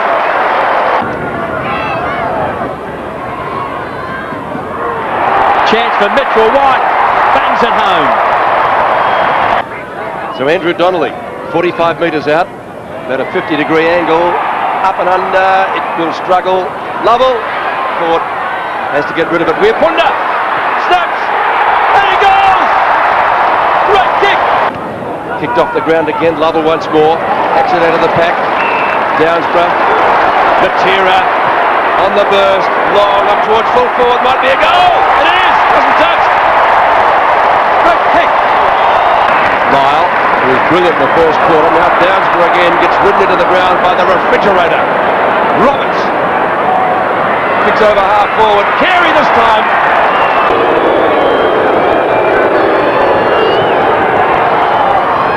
He kicks. It's pretty good. He's got it. It's a goal. This is his mark attempt by Donnelly. Would have paid that. 2, 3. Weirpunda has kicked his second. Well, look at that. The West Coast 9-8-62, leading North Melbourne 2 goals, 7-19. And Wirrapunda, the 16-year-old, has kicked 3 goals in the first half. And for North Melbourne, Wayne Carey has kicked their only 2 goals. But a big lead to the West Coast Eagles, who are on track. They kicked 24 goals last week, and all of a sudden, they're a high-scoring, rollicking team, the West Coast Eagles under Mick Malthouse.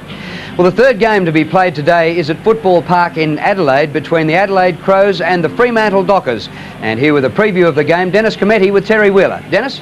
Yes, thanks, Drew. We've got to say, I think Football Park is the key to this game, because at home, suddenly the Crows grow several legs, Terry. They do, Dennis. I mean, they travelled to Melbourne for the last fortnight to play North Melbourne and Collingwood, and were beaten, well, quite convincingly on both occasions. But we all know Footy Park, and we all know the people who come to support the Crows, and they'll be able to make a difference here this evening. They'll make a noise for sure. What about their squad? Well, they're a very impressive squad. With Andrew Jarman playing his 100th game, and now becomes quite experienced. I think he becomes the 6th Crow on this side here tonight to be a 100-game player. McCartney coming back into the side, and will probably go back into defence to cover the loss back there. And a little bit of a question mark on Bickley. I'm not sure. Some 30 stitches in the scon last week. I mean, that's a fair injury for him to be able to carry on. But really a well-balanced side, and certainly Modra in the goal square. The form that he's got, Dennis, is a real difference. Yes, 13 goals in the last 2 weeks. In fact, looking at their 3 wins at home, their margins total 250 points. That's remarkable. Now, as far as the Fremantle Dockers are concerned, Ben Allen is out of their team, and they'll miss him. I mentioned earlier Stephen O'Reilly started at full forward in the corresponding game last season. Got a couple of goals, but that move could have worked. It's problematical whether he'll play on Tony Modra.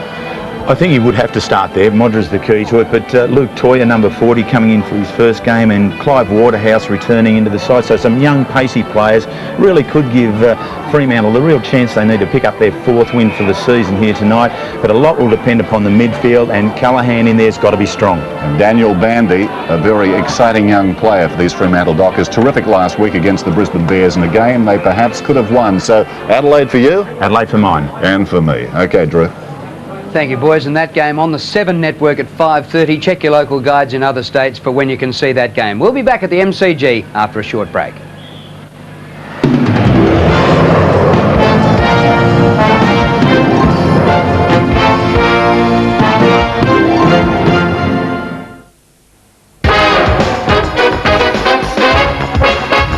A game that's lasted longer than me.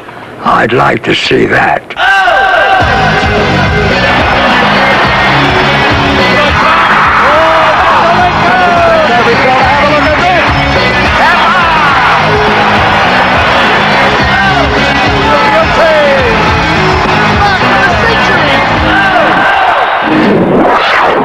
Unbelievable. And welcome back to the Melbourne Cricket Ground, where the half-time score here is Footscray 6-3, leading Richmond 4-6, a margin of 9 points in favour of the Bulldogs. Down on the boundary line, I think it's Russell Morris, but what is that you're wearing? Just letting everyone know where I am, Drew. Yeah, okay, thanks. It's a very wet day, and I borrowed the hat off one of the attendants because of the rain, and it's I've got to look after myself somehow. But anyway, the coaches, I think obviously on a day like today, the skills throw them right out the window. Scotty loves these type of conditions. I just spoke to Brian Waldron, the football manager at Richmond, that he reckons that they've had the ball about more than double than Footscray into their 50, and it's obviously all about conversion. Wet weather, tall guys, the ball's always on the ground, so maybe they ought to take someone like a Brendon Gale off the ground, get funk on the ground, get a lot of speed along the ground itself, because obviously tall guys that find it very difficult to handle the ball in the air. So I think from Footscray's point of view, their attitudes are right.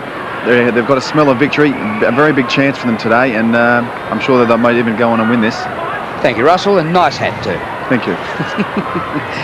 And just a reminder that coming up, the next match on Sports AFL for Sydney and Brisbane viewers on the Optus Network, live telecast today, is Adelaide and Fremantle from Football Park in Adelaide at 5:30. And viewers in Melbourne can see that match on the 7 network. Well, a huge quarter coming up, Drew, and I'm enjoying this ruck contest between Wind and the guy on screen, Justin Charles. Been a terrific battle. So the Bulldogs by 9 points as the umpire bounces at Charles, gets it to Daffy. That's a good start to half forward, and the ball lands in the arms of Brendan Gale. Third mark. So Gale from 55 belts at a goal. Richardson over the back. Naish, Griffin knocks it on to Scott West. Here's Peter Quill, who's been very good. Heads for the boundary line and puts it over. 15 kicks for Peter Quill. A minute into the second half. Tony Free will look forward to his return. The Richmond skipper, out injured. Here they are, the two number 15s. Comes to Broderick. Daffy for Richmond. Good centering kick. Merenda, a big climb. Man in front takes it. Brad Johnson. Good player, this fellow, Drew. Across half back he goes. To Griffin. He dropped it. Took a heavy knock earlier on and spent some time on the bench. Gee's holding it. Advantage played to Merenda. Merenda from 35 metres has kicked a goal.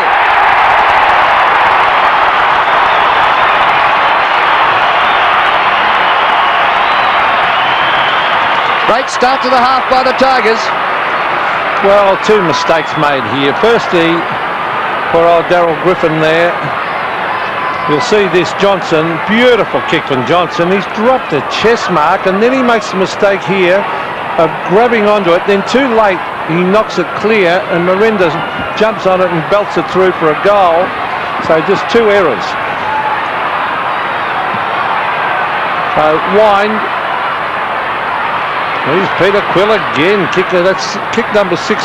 Scott West to Steve Wallace. Let's see if Footscray can respond with a goal. James Cook is there. David Burke. Quill back to the half-back line. Bond was ridden into the ground. Is this 50 against Osborne? Well, you just can't afford that sort of football to give away 50. Well, especially when you've only had one touch. Now, unnecessarily. All he had to do was get back on the mark. Now, if I was Alan Joyce, I'd be nice and dirty on that. Well, starting to get a game now, and this is the second half because the rain has dropped here and the players are appreciating by the stand of the football. See, there's a good mark. And a dry ball. Dry ball, exactly, Drew. Matthew Richardson with the chest mark. And he's well within kicking range here. Well, Bond, he's not only a stopper, he kicked the goal of the day, the soccer, through an impossible angle, and a perfect pass here to Richardson. Now, can his kicking match the rest of his game? 50 metres out. This to put the Tigers in front. Oh, it's not bad. Goal! And that's a good kick. That's his second, and that was a magnificent kick. Oh. Here's Bond setting it up after that 50-metre penalty. You can say it was very, very costly, that penalty, given on the half-back line, because this man there has let it go from 50. That was an excellent kick for goal. So Tigers in front now by 3 points. Wind and Charles. Charles wins it. Here's Rowan Smith on the left. Smothered off the boot. Taken by Broderick. Or Richmond have come out firing. Michael Gale to Daffy. Daffy bends it back. As Don said, it's a dry ball now.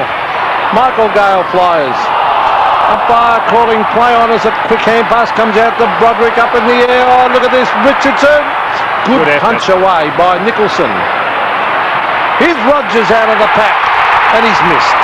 The crowd roared. There's a quick snap by Rogers. And it just drifted across and missed. Well, Footscray have hardly had a ball in this quarter. They've been playing 4.5 minutes and it's all Richmond. It's reminiscent of the first quarter. Footscray really did come back well. Cameron, the designated kicker, he is a magnificent kicker, this ball. The challenge bank ball. Well, I've certainly missed his class in the first 6 rounds.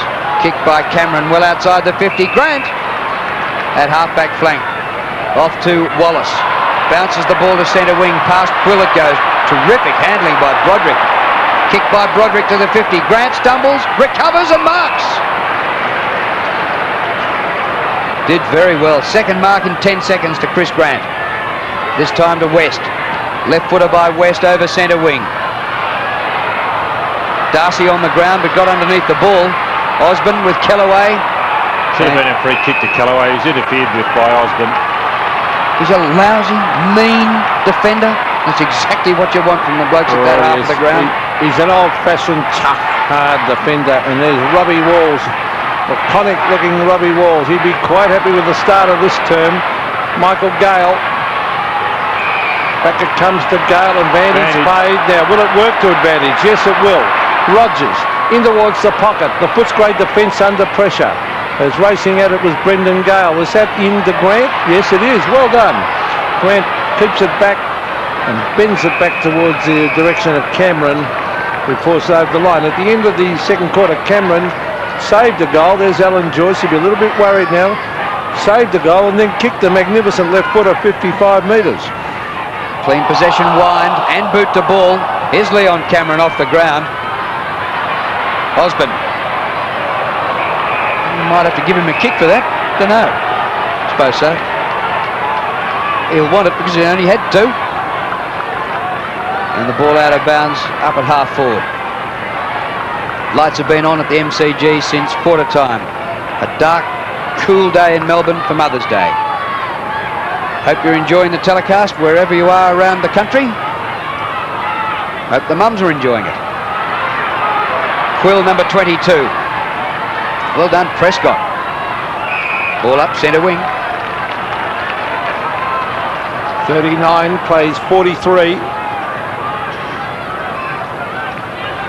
Mr. Slick, Tony Campbell. Yeah, Tony Campbell on the bench. Now, Scott West appealing for the free kicking. Umpire's paying it for holding the man. And what they need now is a quick answering goal. Footscray, as Steve Wallace, who's been a good player, goes towards Lipper. He has it bumped away. Here's Ashley Prescott coming through the middle. Look at Wallace coming through also. Kicking mid-air, a holding the man decision. Will go to Wallace. Off he goes to West. He's got to go back over the mark, I think. He does. So Wallace spots someone out wide. It's Rowan Smith. Pretty crowded down the forward line at the moment for the Bulldogs. You've got to move it quickly. Wind has got 2 to beat. There's no one in support. It's kicked out towards Steve Crediuk. Oh, good play by Crediuk. Oh, they all ran past the ball. Here's Michael Gale. On to Daffy. Daffy brings it to half forward. Matthew Richardson. Great pickup. Geez, that athlete is so quick. Now on the right. Now on the left. Gets himself into trouble. Eventually it's Bond. Now, the umpire's saying this was across the shoulder. Smart play by Bond. He kept the ball in. He wasn't playing for the free kick, but he was playing to keep the ball in play. Terrific player. Discarded by Carlton, going like a rocket at Richmond. Big climb by Campbell, who's hardly seen the ball. Ramiro's hand pass intercepted by Naish. On his own is Richardson. Oh, he drops a sitter. And it's rushed through for a behind by Johnson. Might be tough to call it a sitter, but there was nobody within 25 metres of him. It's a sitter, Drew. Don't worry about that. Well, he'll remember it after the game. Put it that way. That was a bit of a tough one. I thought you were a little bit hard there. He was standing on his own and hit him on the chest. What more's a sitter? Merenda, second goal for the turn. And the third goal for the match. To Mark Merenda. From the dry of Kalgoorlie to the wet of the MCG. And there's a 10-point margin here at the MCG. Richmond have kicked the last few. There's Merenda from that hit down. An enthusiastic player is Mark. Good player. Yes, a much improved player, as we said earlier in the commentary. But this Richmond side have come alive.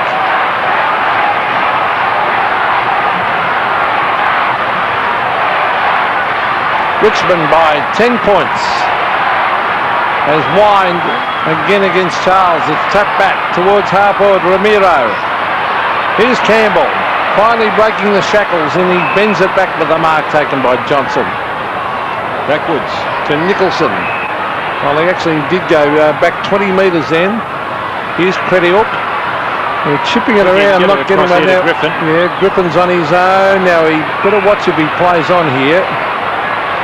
He gives it back to Grant, or Chris Grant. They haven't gained anything, no, you know. Exactly right. They've gone about 20 metres, I reckon. Well, with Smith, now if they get the loose man going, they can get something going. Johnson's another loose one. He's a very good player, Johnson. It's a very high ball. Curley waiting underneath it. Good mark. Todd Curley, former Magpie. Bends it back towards the middle. They need a goal. This is Peter Quill, who's been outstanding. Into the pocket.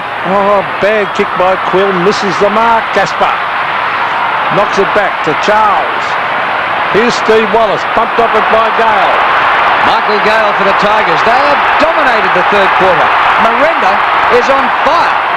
To half forward. Richardson. Oh, it's holding. Knocked out by Nicholson. Ramiro. Griffin has to go to the boundary line. He hasn't found it. Eventually the ball is out. Well, Richmond came out trailing by 9 points. And Matthew Richardson appealing to the umpire, why wasn't I given a free for holding?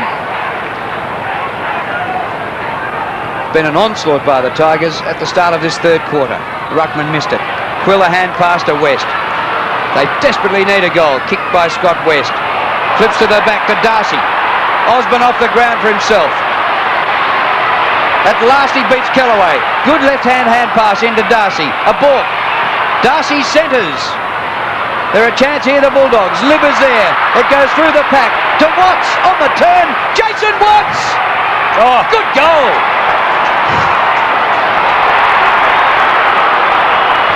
That's his third, Jason Watts, set up by a terrific play on the half-forward line by Osborne. Osborne showed his pace, and then he's skilled by using the left-hand hand pass, and he was instrumental in getting it down. Darcy also very clever there. The big fellows come on playing at centre half-forward.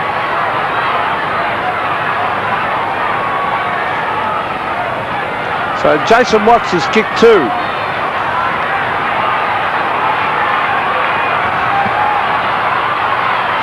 So again, it's 4 points the margin. Is that holding the man? No, it's socket up the ground by Wind. Good tackle, tremendous tackle. Here's Leon Cameron, handball. Peter Quill tried to crash his way through. Gee, we've got a game on our hands now as Duncan Callaway brings it down towards the centre of the ground. Wind, he's got it. No, he hasn't. Almost. Underneath it, this should be a bounce. Umpire calling play on because the ball came out. Stephen Wallace had been a very good player in the liver. Oh, good punch away. That was by Tawney. Here's Curley. A chance to bend it back. Johnson underneath it. Almost flipped back by Rowan Smith. Oh, they're going in hard. Liberatore kept it in. Turner receives from Michael Gale. Here's Prescott. Ashley Prescott races to the centre. Brings it into half-forward. Scott Wine got a hand to it. Here's Naish. The leads are coming thick and fast. And it's a bad kick and it's gone straight to Nicholson. Gee, they've lifted this another gear, the players. They're now playing in top gear. Grant goes for a bounce. The kick to half forward. Well done by Darcy. He runs away from Burke. Steers it low for Watts. Off him to Michael Gale. To Charles. Well played to Gasper. Gasper's pass to half-back flank Kellaway. A 4-point lead to the Tigers. Third quarter at the MCG. Broderick. Steadies down. He'll get on the left boot. The kick to half forward in the direction of Richardson. Good hands. Oh, well done, Matty Richardson. Oh, are you going the other way? To Broderick. Kick by Broderick as long as he can, but straight to Wind. It bounces over him. Merenda.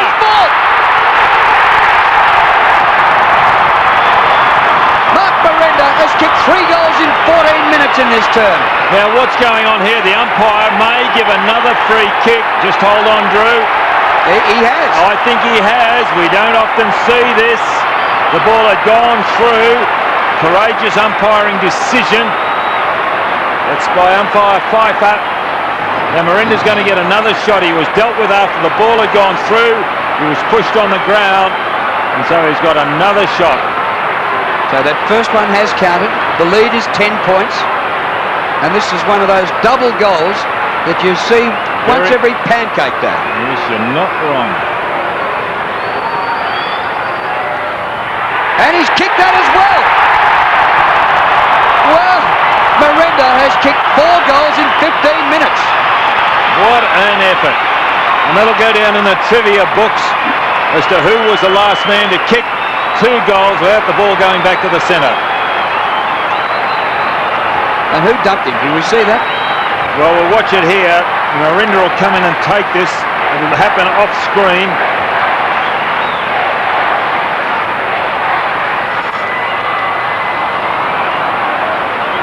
Well, we're back in the middle. That's busted the game open now. 16-point lead. Yes, and there he goes. The man put him down was Todd Curley. Well, how late was it, Don? Very.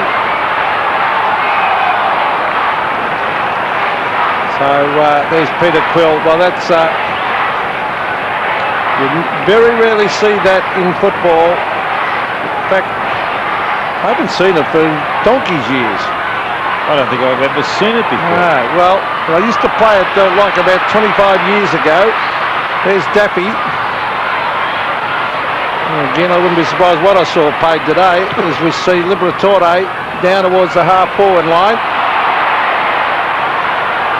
Rogers scoops it up. Tate. Johnson. And you can hear the crowd calling for ball. And the umpire having none of that.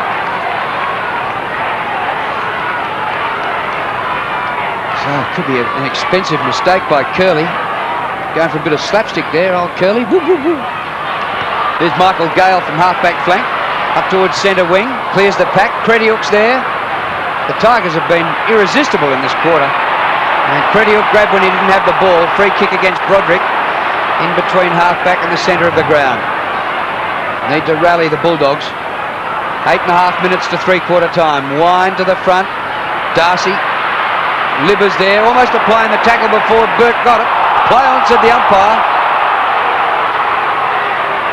That'll have to be a ball up. So it's Footscray centre-half forward area. Scott Wine's battled very, very hard. With Mark Merenda, 5 goals he's kicked.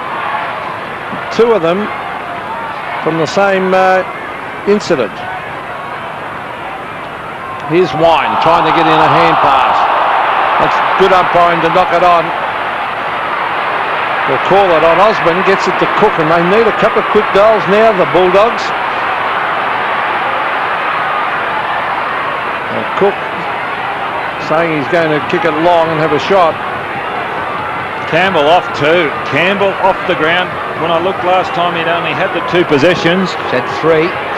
Coming on is Ross Funky. I saw Gavin Dorr down there on the boundary line too, as we see James Cook kicking the goal. It's a booming drop punt, but it's to the right.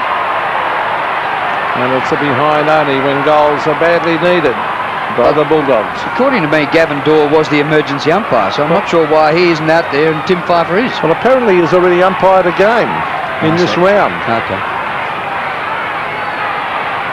61 to 46, the Tigers in charge. Just over 7 minutes to three-quarter time. Good mark by Cook. Plenty of endeavour there. Now he brings it across. Yes, well done, Drew. Plenty of endeavour. We heard it. There's Quill on to Darcy. Luke Darcy bends it back at goal. Turner tries to punch it away and helps it on its way and over the line. So the Bulldogs valiantly trying to get back into this game after they're being shell-shocked. Oh, there's the bench and there's Wayne Campbell. But says how well Ramiro has played to have him taken off.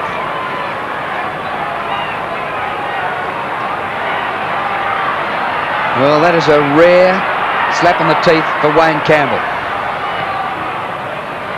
Big kick. Oh. Turner from Ararat. He has kicked that a mile, nearly from Melbourne to Ararat. West at the back. Centering kick. Darcy, well done. Forward of the centre circle. Support from Quill, who's been a great player. The kick to the 50. Perfect. And the mark to Johnson. This would test him. Footscray desperately needing a goal. Watts offers the lead. They should have given it through. Watts has kicked 3. Oh, he's gone for a big one, but it's short in the goal square. Well, beautifully read by Rogers. Out of defence. 2-1 Footscray. But the one of Richmond wins. Broderick. Down the centre wing. Oh, great pick up by Funky. To the half forward. Richardson flies. Look at that. 2 bites. Kept his eyes on the ball. That was the secret. Well, he made the distance earlier. The angle far more acute now. His last kick was probably a little bit to the left of where he is now, but it was a similar distance. Well, he probably kicked it last time just inside 50. This time he's just outside. So it'll take an enormous kick from here. Should be able to lob it up in the square at least, where Scott Wind is waiting. He goes for the long one and trying to get that extra bit of distance. He's missed it to the right. But it's been a very good quarter by Richmond. 9-8 to 7-5. Richard Osborne off. He's dragged as well. And Tony Campbell on. Campbell going to the half-forward line. Hasn't played too much football across there, although he's played at full forward and kicked a few goals for Melbourne. Osborne with just 4 touches. Good punch by Charles. Liberatore. It was a free kick to Wine. Goes by hand to Grant. Oh, Shepherd behind play.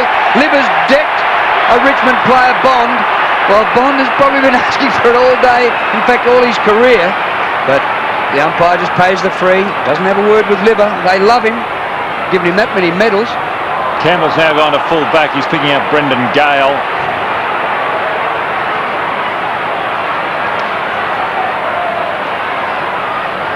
So Chris Bond, he doesn't want to kick long. He's looking for a short one. Now he's forced into kicking long. They've got some high flyers here. Swooping at the back is Richardson. Oh, that is a brilliant mark. He launched himself into the air, and he was the only one who really seriously wanted that ball. Well, he didn't get up that high, did he, Richardson? No. But he wanted it, Don, didn't he? As you see here on replay, a bit of a pack there. He comes through, a lot of arms, but his momentum carried him with the flight of the ball, or against the flight of the ball, and consequently brought it down. Well, this could be a match-winning quarter. The way they're playing the Tigers, they've come out firing. So Matty Richardson right in front has kicked his third.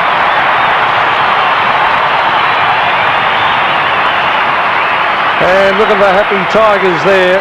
10-8 to 7-5 and a difficult scoring. Merenda has kicked 5, and there he is, Richardson 2. The others are single goal kickers for Richmond, and Daffy and Chris Bond. Yeah, Richardson 3. 3, I'm sorry. And the majority, 6 of those goals, have come in the third quarter. Outstanding third quarter here at the MCG by the Richmond side. The weather may have helped them. The players are handling the ball a lot better. The bigger fellows down on the forward line in Richardson, mainly, well, it's really only Richardson doing well for Richmond. In this quarter, the Tigers 6-2 to 1-2 to come from behind to a big lead. Quill out of the middle. Good punch by Turner for Broderick. His hand pass for Kellaway.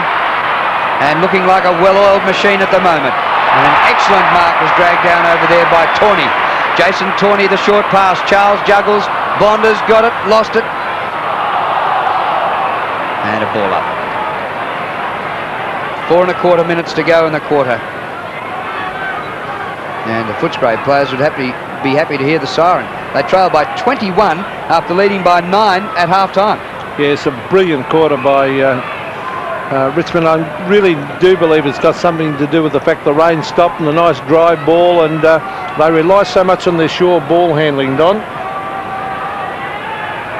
And they're high marking. Richardson coming in it. Merenda's a very clever player. Microphone working? Well, I'm starting to wonder as we see Daffy bring it down towards Richardson. Oh, he was grabbed. Oh, Broderick brilliantly to Michael Gale, who bends it back. Who's holding who? Oh, I thought Gale was held then. He paid the mark anyway. Strength of Gale. And he was held by the jumper. Look at the umpire saying that Campbell did grab his jumper. No doubt about that. And so he paid the free kick, not the mark. Look at this here. You see him grab him? Well, did he, Peter? I don't know. I don't. Jumper. No, anyway, I just think that. Well, that's what the umpire said.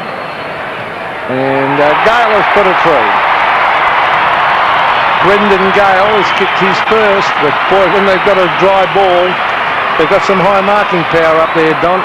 Well, they sure have, Peter. They started there with Wigney at full forward earlier today. When you had Wigney and Richardson, it was a pretty big forward line. They usually play 3 tools on that forward line, and the Richardson's advantage is the fact that he can move around. Here he is moving around there, and they can put it up high, as Gale did on that occasion. And if it's up high, at least those big fellas have got a chance. Maybe just a little earlier it was a free kick, and the umpire made the right decision. So the Gale brothers combining there. And Wayne Campbell with a blank look on his face. Wonder how often he's been dragged in his career. 74 to 47. And Richmond 7 goals to 1 in this quarter. 3 minutes left. Could be more pain and torment for the Bulldogs yet. Pretty hook. Good tackle by Bond. That's his caper. Broderick, forward of centre wing, slides a little hand pass to Prescott. A centering kick. Griffin, the man in front, left it for Naish. Richmond player just got rid of the kick. Here's a chance. Daffy, only 25 metres from goal, but Cretiuk's got it to West. Good defensive play. And the kick by West out towards centre wing. Quill's been nearly their best. Johnson goes off the ground, no distance. Michael Gale, who set up the last one for his brother. Back to Tawney. Kick by Tawney off the side of the boot. It reaches 50. Richmond have the numbers. Naish waiting for a man to go past. Thinks, I'll go for goal myself. And Campbell. It was good mark by Tony Campbell. He's played his best football at full-back for the Melbourne Football Club. In fact, he used to do fairly well on Jason Dunstall, Campbell. He's looking for wine, one bite. Probably should have gone for it with two Alice's on the ground. He ran past the ball. Here's a free kick, and it'll go the way of Richmond. I think it's Michael Gale to take it. It is. But Gale, that's a clever little kick to Burke. This is danger for Footscray. Burke races clear, sets it up for the high flyers. Richardson and Brendon Gale. Here's Naish crumbing. He's got it. Chris Naish. Round the corner he goes. It's another one. The raving goals. They set it up, don't they? They've got the talls down there, and if the talls don't get it, they certainly does come to ground, and that's where the small fellas have got to get under the pack, and it was Naish on that occasion that did. They're very predictable in what they do. Everybody knows what they're going to do, Richmond, when they go forward with the tall guys. But they also do it well when they follow up. The big fellows don't mark, well, the little fellows will kick it. What a quarter. In this quarter, they've kicked 8-2 to 1-2 to bust the game wide open. Assisted by that double goal to Merenda. Charles out of the middle to the 50. Griffin hit it hard. Past Merenda on the wing, up near Grant with Gasper. Taken over by Chris Grant. Well, he's now on the forward line, but the ball's not getting there. Footscray with just a win and a draw in their opening 6 rounds. Wine works it to the back. Romero has done the stopper's job. Cameron playing his first game of the year. Libben nearly lost his strides. To Quill, to full forward, and Watts. And really that record, Drew, is not a real indication of the way that Footscray have played. They're a better side than what they're showing on the ladder. Well, losing to Carlton last week by 16 points here at the MCG. They played fairly well. Not a bad performance.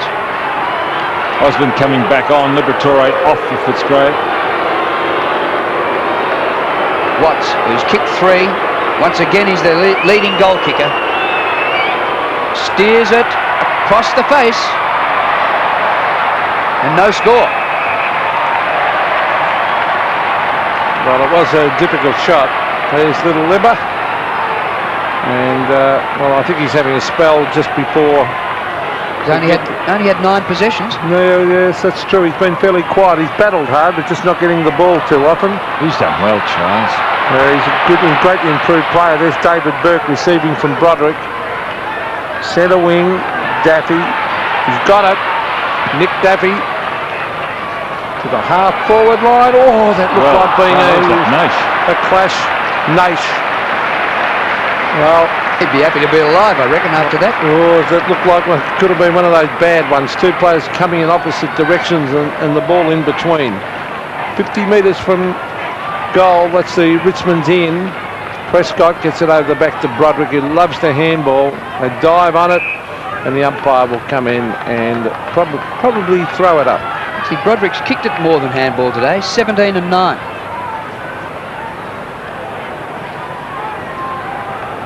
Long-sleeved umpire Pfeiffer gets the ball in the air. Pretty for the boundary line. Time's just about run out in the 3rd quarter. Just time enough for the man in the pale blue, powder blue, to throw the ball in. And there she blows. What a 3rd quarter by the Tigers. Mark Merenda kicked 4 goals, including one of those rare doubles when he had a second shot for goal without anybody else touching it. And he's kicked 5 for the game so far.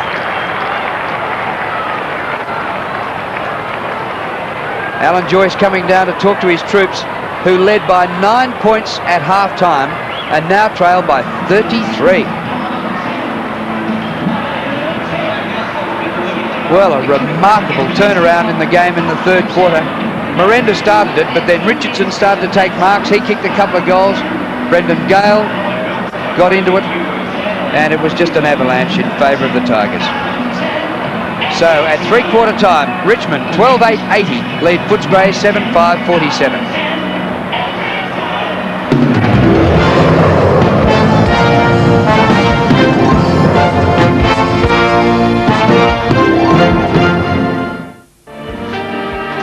Three-quarter time here at the MCG. Can you imagine the Tigers being only 4 goals to half-time and then kicking 8 in the third quarter? That's exactly what they did, and Mark Merenda kicked 4 of them. It's 12-8 to 7 goals 5 at three-quarter time. Merenda 5 for the game, Richardson 3, and for Footscray their leading goal kicker is Watts, who has kicked 3 goals. Alan Joyce having a go at the Bulldogs here at the last change. Now the other match being played in Perth today, and the Eagles have topped the ton. So in the last couple of weeks they've found out how to kick goals all of a sudden. They kicked 24 last week, and they're 15 to three-quarter time against North. 15-10 to 5 goals 12. What a shellacking for North Melbourne over in Perth. The Tigers looking a very committed bunch here. Brendon Gale doing all the talking there, Drew. Well, in this centenary, if you have played AFL or VFL football anywhere around the country, have a listen to this, because there is a dinner for players and coaches coming up. Craig Willis. Have you played 25 or more VFL, AFL games? If you have, you qualify to attend the AFL Centenary Year Players and Coaches Gala Dinner on Monday, June the 3rd. But we may not have the address to send you an invitation. Please make sure your AFL club has your residential details, so you don't miss this once-in-a-lifetime players' opportunity to celebrate 100 seasons of AFL.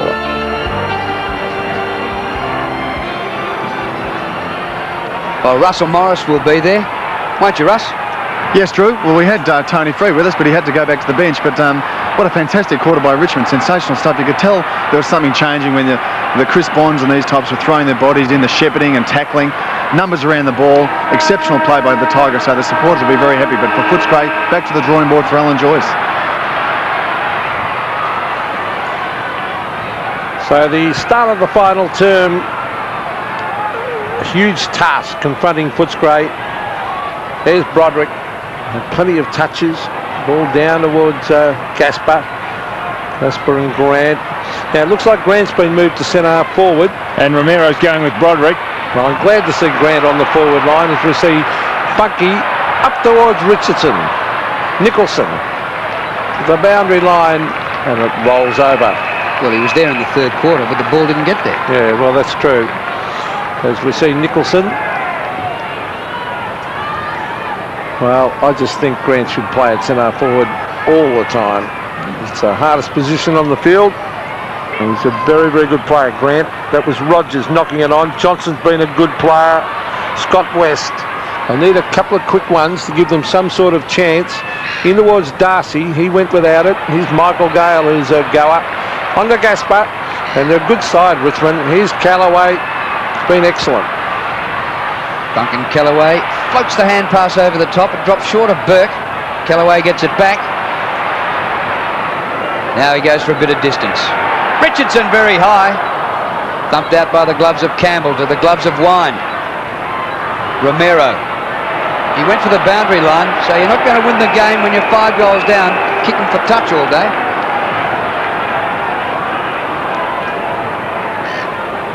Wigney on the bench. Bauer. And in the foreground, Tony Free. Let's hope we see him back soon.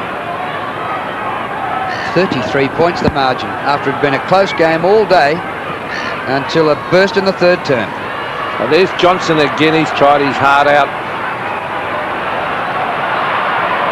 West.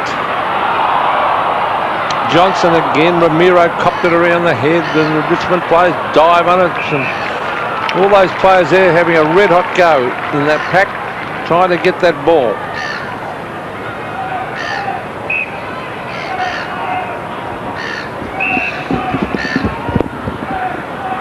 Umpire throwing the ball in the air.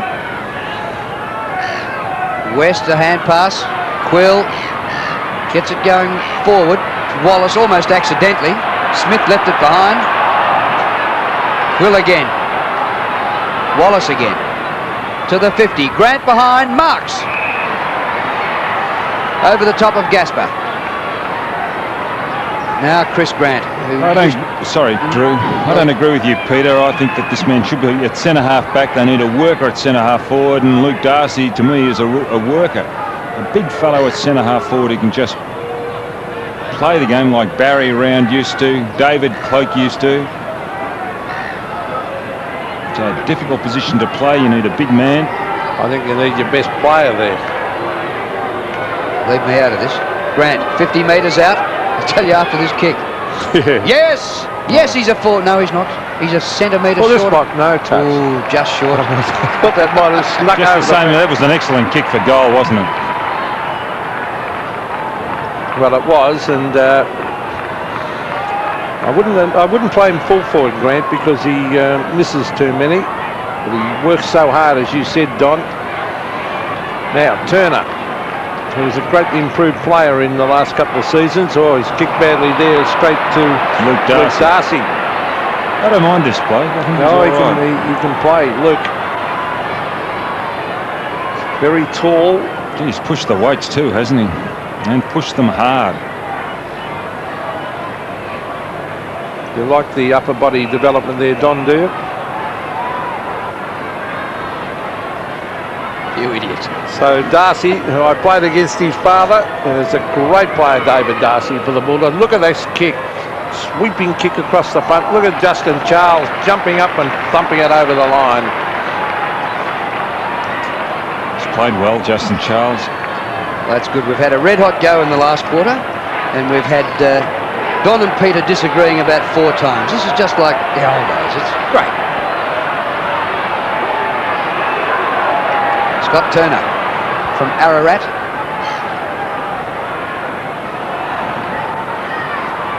Oof, soccer forward was good. And again by Prescott. It's the way to move it. Naish, hand pass to a number of players going past, including Prescott, who kept on going. Kick by Prescott. Open forward line. The talls are there. Waiting at the back is Benny Gale. Here's Merenda, the danger man. Bumped over. Griffin eventually to Smith. Good pass by Smith. And the mark is taken by Johnson. He's been very good, Brad Johnson. You love him, don't you? Well, I think he's a top class. I do. I must admit, a top class player. And Quill would be in the 3 best players on the ground. And he's had 26 posies. Quill. Well, a great game. Here's Grant. Let's see if we can get this. In fact, that's not in diving, is it? No, it's Cook now. Grant led one way and Cook went the other. And James Cook has got to learn to get back. Well, he's going to have a shot for goal from about. Well, he's well within kicking distance. He's landed some big ones today, Peter. Grant's in the goal square. Well, he sets it up high, but too slow to get it down. Why high? No, you should get back on the mark and get it down to your forwards quickly. That's the name of the game. You don't go back for half an hour, as we see Turner onto Prescott. Prescott brings it around the boundary line and over. Good kick. That was a terrible kick by Cook. He tried to just kick it He over lobbed the it up. scoreboard. Just all height and no distance. Exactly. But it was a great defender's kick to centre wing. So we have this throw in with 15 minutes to go and the Tigers leading by 31 points. Oh, great battle, those two. Michael Gale for Richmond. Here's Quill. Brought his own footy with him today. I think he's best man in the ground, that's my opinion. Charles a dive, no mark. He played on. Wine gets it back to Smith. The original one was Craig Ellis. Kicked by Smith to full forward. Delivery of the ball. Not quite the mark. So Tate whips the hand pass away to Turner. Here's a fullback going for a run. Well, it's like Phil Manasseh. Keep going, Scotty Turner. Up towards half forward. Mark dropped down there, but it comes to Merenda. Oh, unselfishly gave it to Daffy. And Daffy from right in front thumps it home. It's a goal, I reckon. It's a goal. Actually, Merenda really did interfere with his player before he got that ball, and the umpire right there did not pay the free. Oh, it's a goal. Yep. As called by the commentator, it is a goal. Daffy second. Well, there was a free kick, a definite free kick against Merenda. Can we see it? There, look at that. If that's not a free kick, he's held the man. And Merenda's got the ball. Oh, well. But the Tigers are laughing. That's over the line before anyone touched it. And look at that goal umpire in brilliant position. So, Wind versus Charles. Charles has been a good smother by Prescott. Well played, and he's going to get it again. Oh, if he kicks this will be goal of the day. Oh, he has. Play. Prescott. Oh! What about the smother? Followed by the buttering up and after it, and bang, kicked a great goal. Well, they're an enthusiastic mob and they recognise his efforts. Ashley Prescott, there he is. He's been congratulated. He follows up here. And a kick on the run, 50 metres out. But the good thing was the work was acknowledged by his teammates. It's good to see players recognising and acknowledging the work. And that is Prescott's second goal in a 40-game career. So a rare highlight for Ashley Prescott.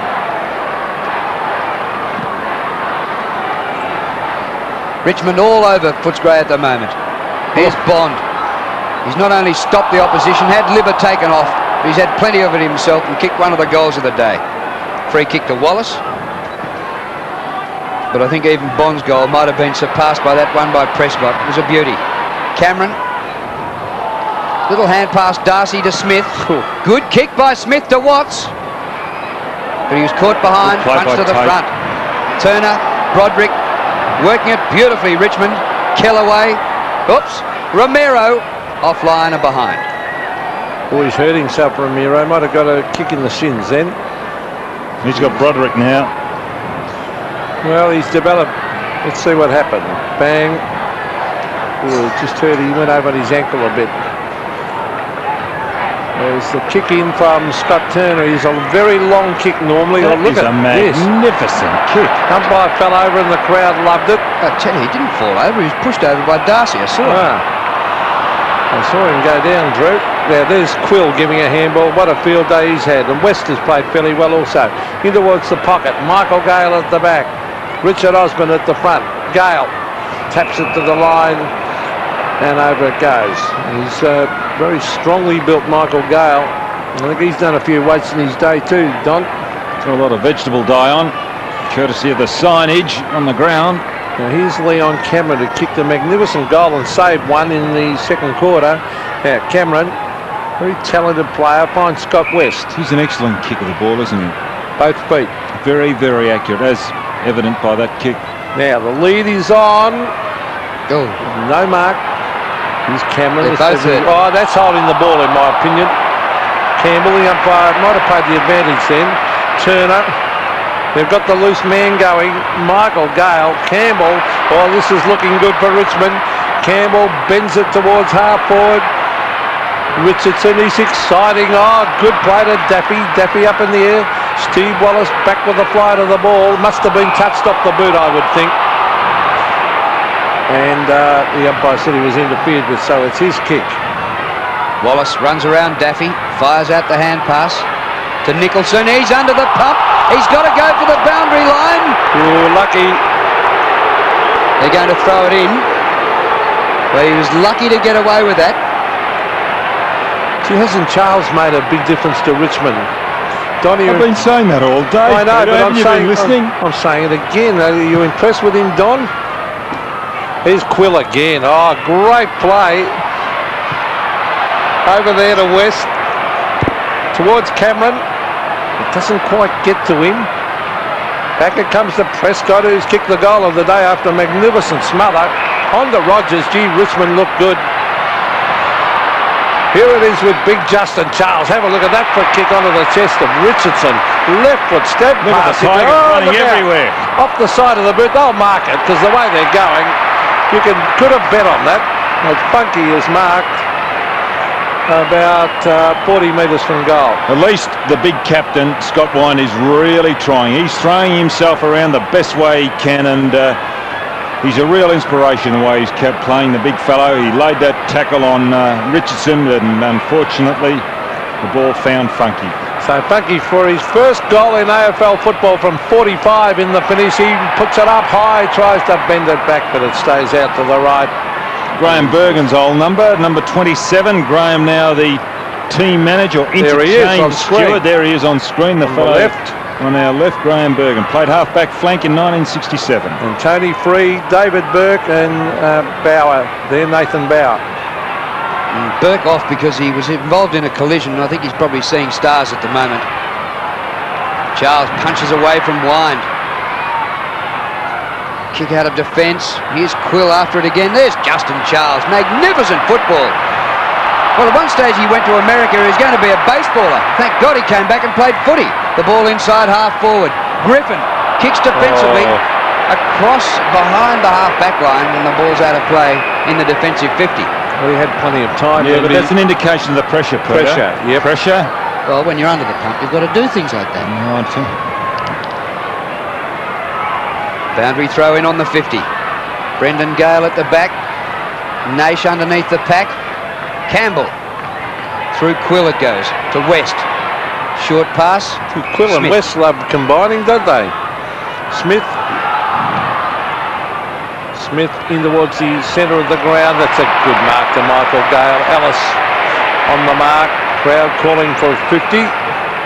Little chip pass across. Here's Stuart Wigney against his old club, or one of his old clubs. Here's danger. Richardson. Oh, I thought he was going to take one of his speckies then. Good play by Nicholson. Yes, Nicholson now receiving from Steve Wallace. Oh, look at this man. Peter Quill has had the ball on a string. 31. Oh. 31 possessions. Grant marks. He's coming right down the ground to try and get a kick. They can't get it down to him. So Chris Grant. It's just nothing offering that. No one moving. Here's Cameron. Richmond have got the Footscray guys covered everywhere now. It's kicked to the wide open spaces. West is not all that quick. Daffy will nearly get him here. Back it comes to Wallace, who's been one of their better players. Tried very, very hard, Steve Wallace. On to West. He belts it down towards full forward. Punched away by the strong Richmond defence. Look at Justin Charles, very mobile ruckman, and he gives it out to Campbell. Yeah, big game by Charles, 18 possessions. Will this ball stay in long enough? Yes, it will. Here's Bondi. He's kicked a great goal earlier on, Chris Bond. He can approach right to the 50, touched it down 3 times. Have a look at this, Bond! He's done it again!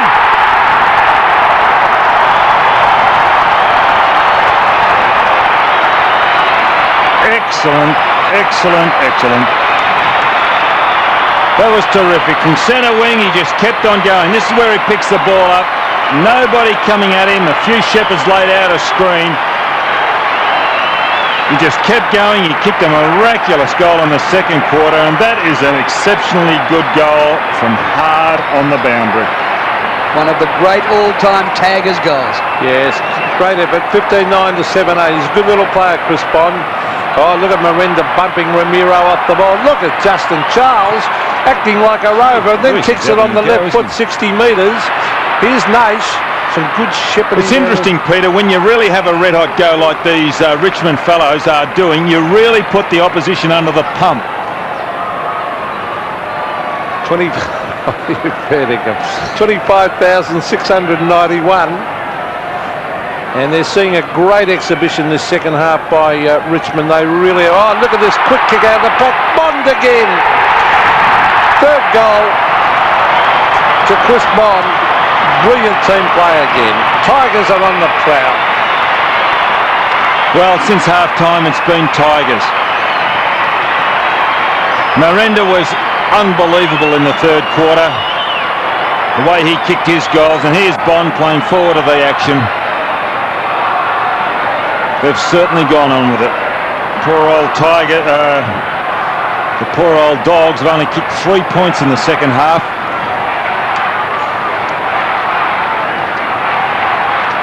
Since half-time, 12-3 to 1-5. It's been an absolute avalanche for the Tigers. Daffy out of the centre circle. Mark dropped, it's on the 50. Griffin with desperation, and he'll get a free kick. So it's great for the Tigers that they've done this in front of their... Hello, it's been reversed. Griffin complaining, it'll do you no good, son. And the free kick to Naish. So Richmond doing this in front of a cavalcade of former champions, from 32 premiership player Joe Murdoch right on through the Tommy Hafey era. Oh, what a kick by Naish! Richardson! It's in the goal square still. Daffy is there. Hand pass goes back. Nicholson. Here's Merenda, who's kicked 5. He wants more, he's hungry. That's a free kick. That should be a Footscray. He plays on. Kick by Merenda. Dropping a bit short. Richardson got one touch. Gale! Offline. Behind. Well, there's some danger when it's kicked up to that Tiger forward line. They've just got so much of a... Well, Winder's off because he'd be exhausted. He's rucked all day, and so was Charles. But Charles is running now. Yeah, well, he's a little bit more mobile. His mobility is the problem, Peter. Look at him chase. Look at Charles chase. Yes, and look. Ellis brings it down the centre wing. And the mark has been taken by Campbell, who's starting to get some kicks now. And the chase caused the turnover. Michael Gale to half forward. Funky bumped off the ball there by Quill, who's tried his heart out. Michael Gale. Right out wide there to Charles, I should say. Broderick off the ground too. So now. Broderick only 28 possessions this week. Scott Wester's, well, since half-time, he's had a lot of touches. Footscray's last goal, third quarter, 12 minutes. We're in the last quarter, 19-minute mark. Well, there's Cox was caught high.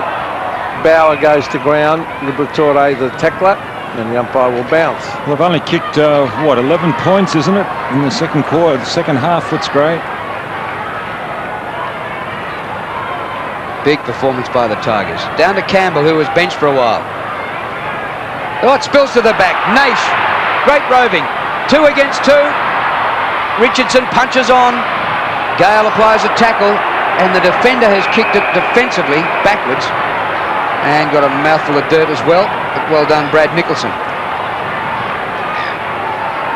Just under 6 minutes left. Tigers by 56 points. Their losses this year have been by just 18, 1 and 3. So they're not really that far away from being undefeated. I know, they're a good side. They're finals material for sure. As we see Campbell from the boundary line. He was looking for a pass, but it's missed the mark, and it's taken away by Campbell to the centre of the ground. Smith is so quick.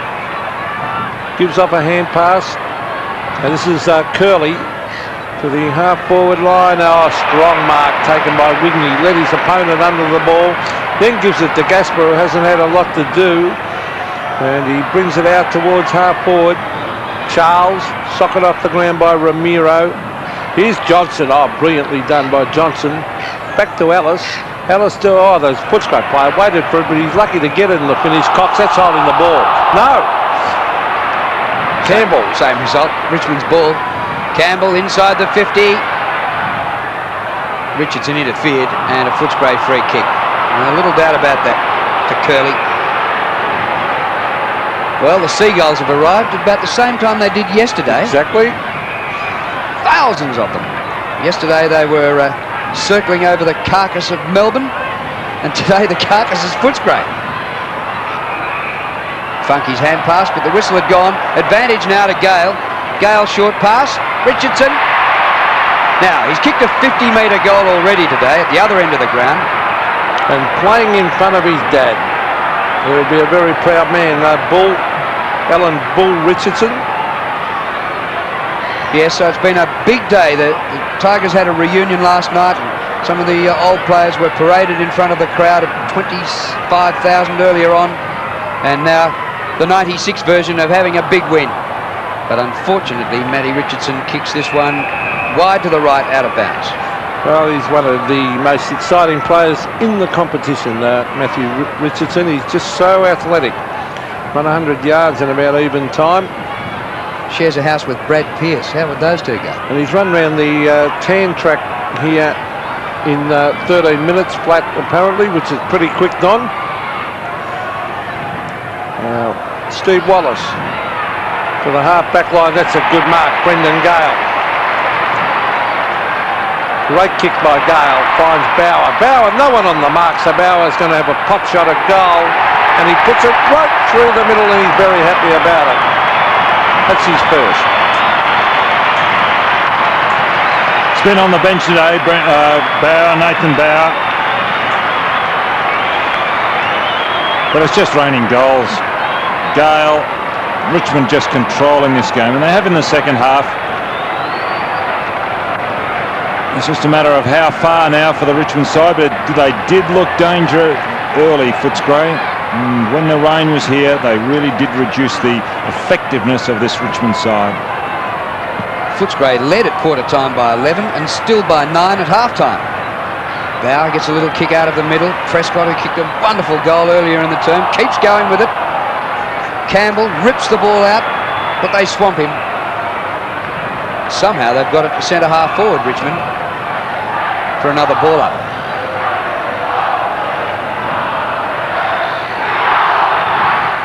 Alan Joyce, not too many moves you can make at this juncture.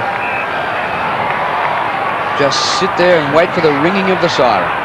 Footscray free before the ball up against Campbell.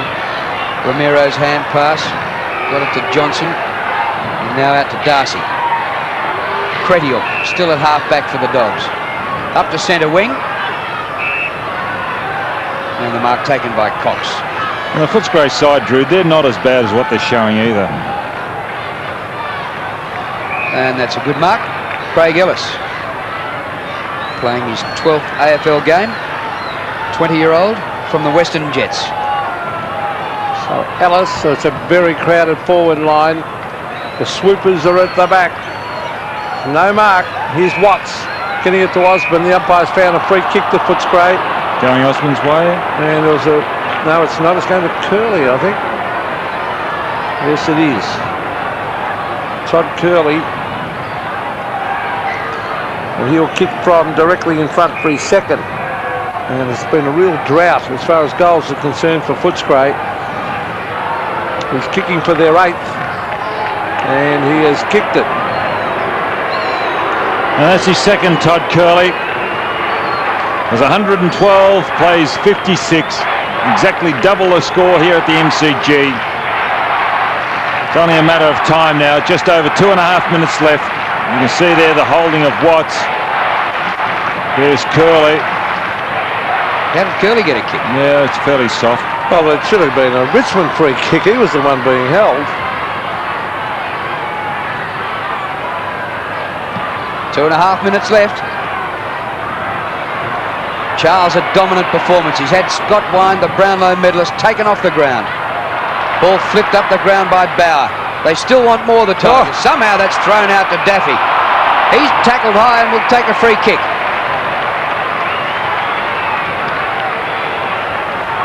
Well, we saw earlier on Steve Wallace ping for throwing, but have a look at this one. Just a handball? Oh, just missed that one. That's certainly high by Ramiro. Kicked by Daffy to the edge of the square and punched away by Darcy through for a rush behind.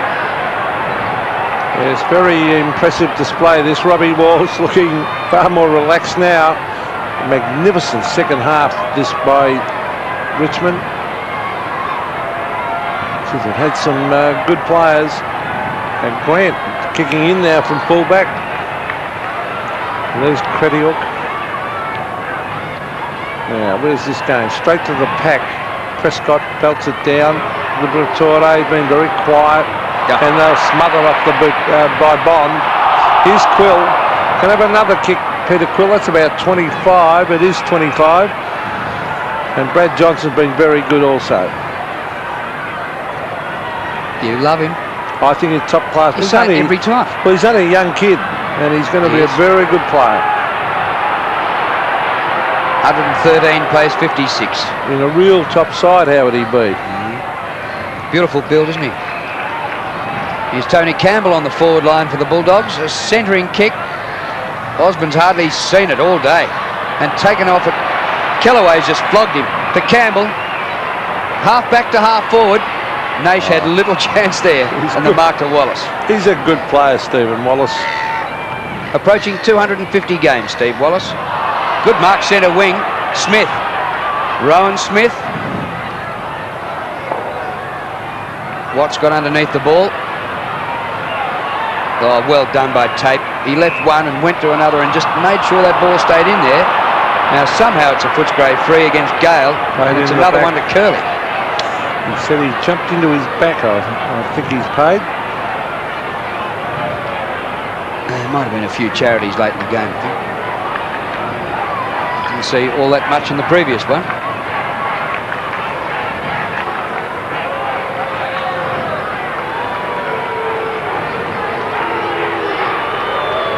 Their second leading goal kicker this year, and that one's through for his third. That's 11 for the season. He trails only Jason Watts. And his third for the game. There he is, the former Collingwood player, finishing up with the free kick right now. As you can see there, Gale going into the back, knees and all. Rather crude.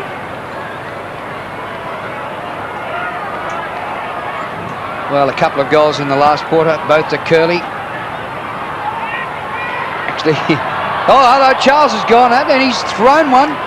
It's on behind the play. I'd rather watch the ball because I don't want Charles to get reported after such a great game, but he has definitely thrown a few. Fancy doing that in the last minute. And there's the siren. The Tigers have had a big win. Charles and Darcy is still out. I just wondering. Have a look at the scoreboard, he's saying. That's what he definitely said.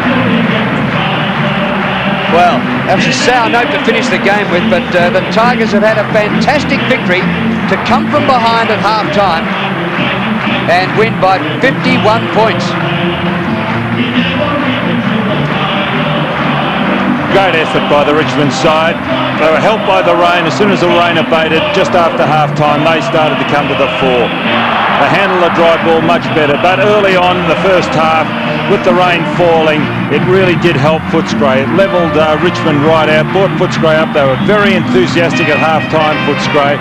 They ran back to the huddle as they were going off the ground, but unfortunately they just could not go on here at the MCG. And here's Russell Morris with Mark Merenda. Thanks, Drew. Congratulations, Mark. Just tell us, what did you take at half-time?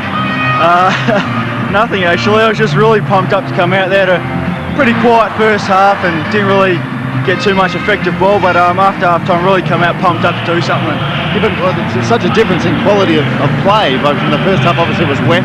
But what did Walter say to you at half-time? Oh, he just got us motivated by telling us be first in, it's a wet game, so the ball's going to be along the ground a lot, so be the first in and we'll get the ball a lot. So you're very pleased with your own form this year? Yeah, I've been really happy. I really worked hard over the summer, and I think it's starting to play off now, so it's great. What about 4 goals in the third quarter? You couldn't do anything wrong. No. Well, the last quarter I didn't get a touch, so... Well, you had these days. Well, congratulations. Yep. It was a great effort. Obviously, it was a danger game for you, and well done. Yeah, thanks very much. Okay, no problem. Mark Merenda there with Russell Morris. And one of those rare occasions when there were 2 goals kicked without the opposition touching the ball, Merenda in the third quarter. A big day for the Tigers, a reunion for the old-timers, and the current team did it for the yellow and black and won 17-11, 113 to 98-62. That's what football means to me. That's how I like my footy to be. And well, that's the thing about, that's what I like about. Remarkable second half, 13 goals to 3 in the second half to come from behind and win by 51 points for Richmond. A terrific performance against Footscray. And the goal kickers, well, we spoke to Mark Merenda. He kicked 5 for the day, 4 in the third quarter.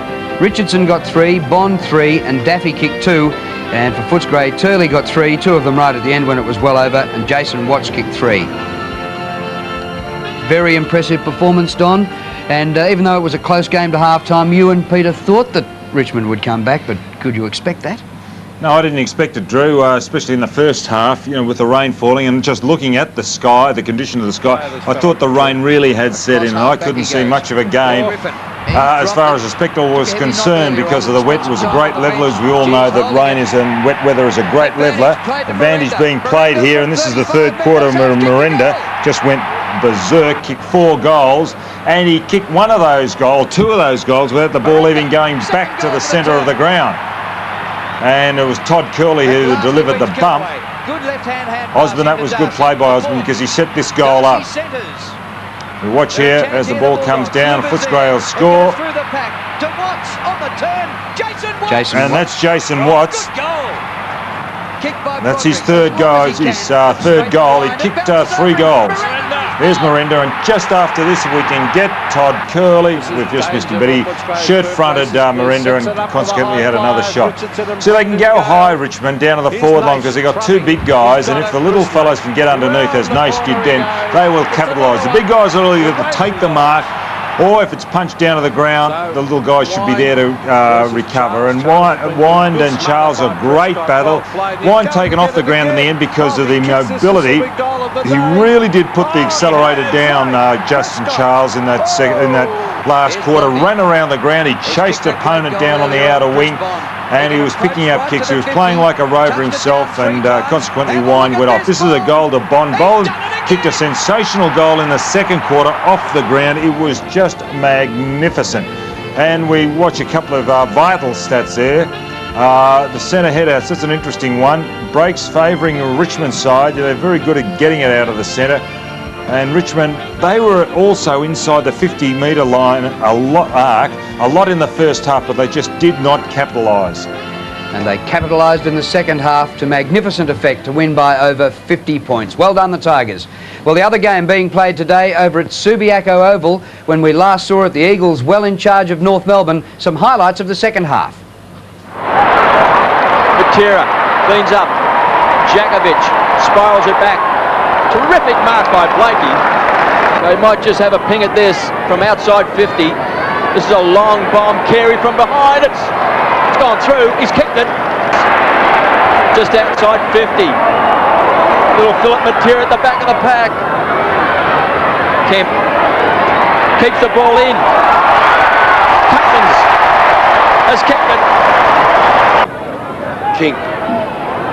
Kemp. Pass Bell. Evans. He just came back on to replace Waring. Fairley tries to punch. McKenna. Ball just needs to sit for him. 1 metre out. Kicks the goal.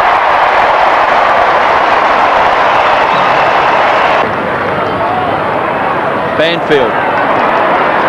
Gearing.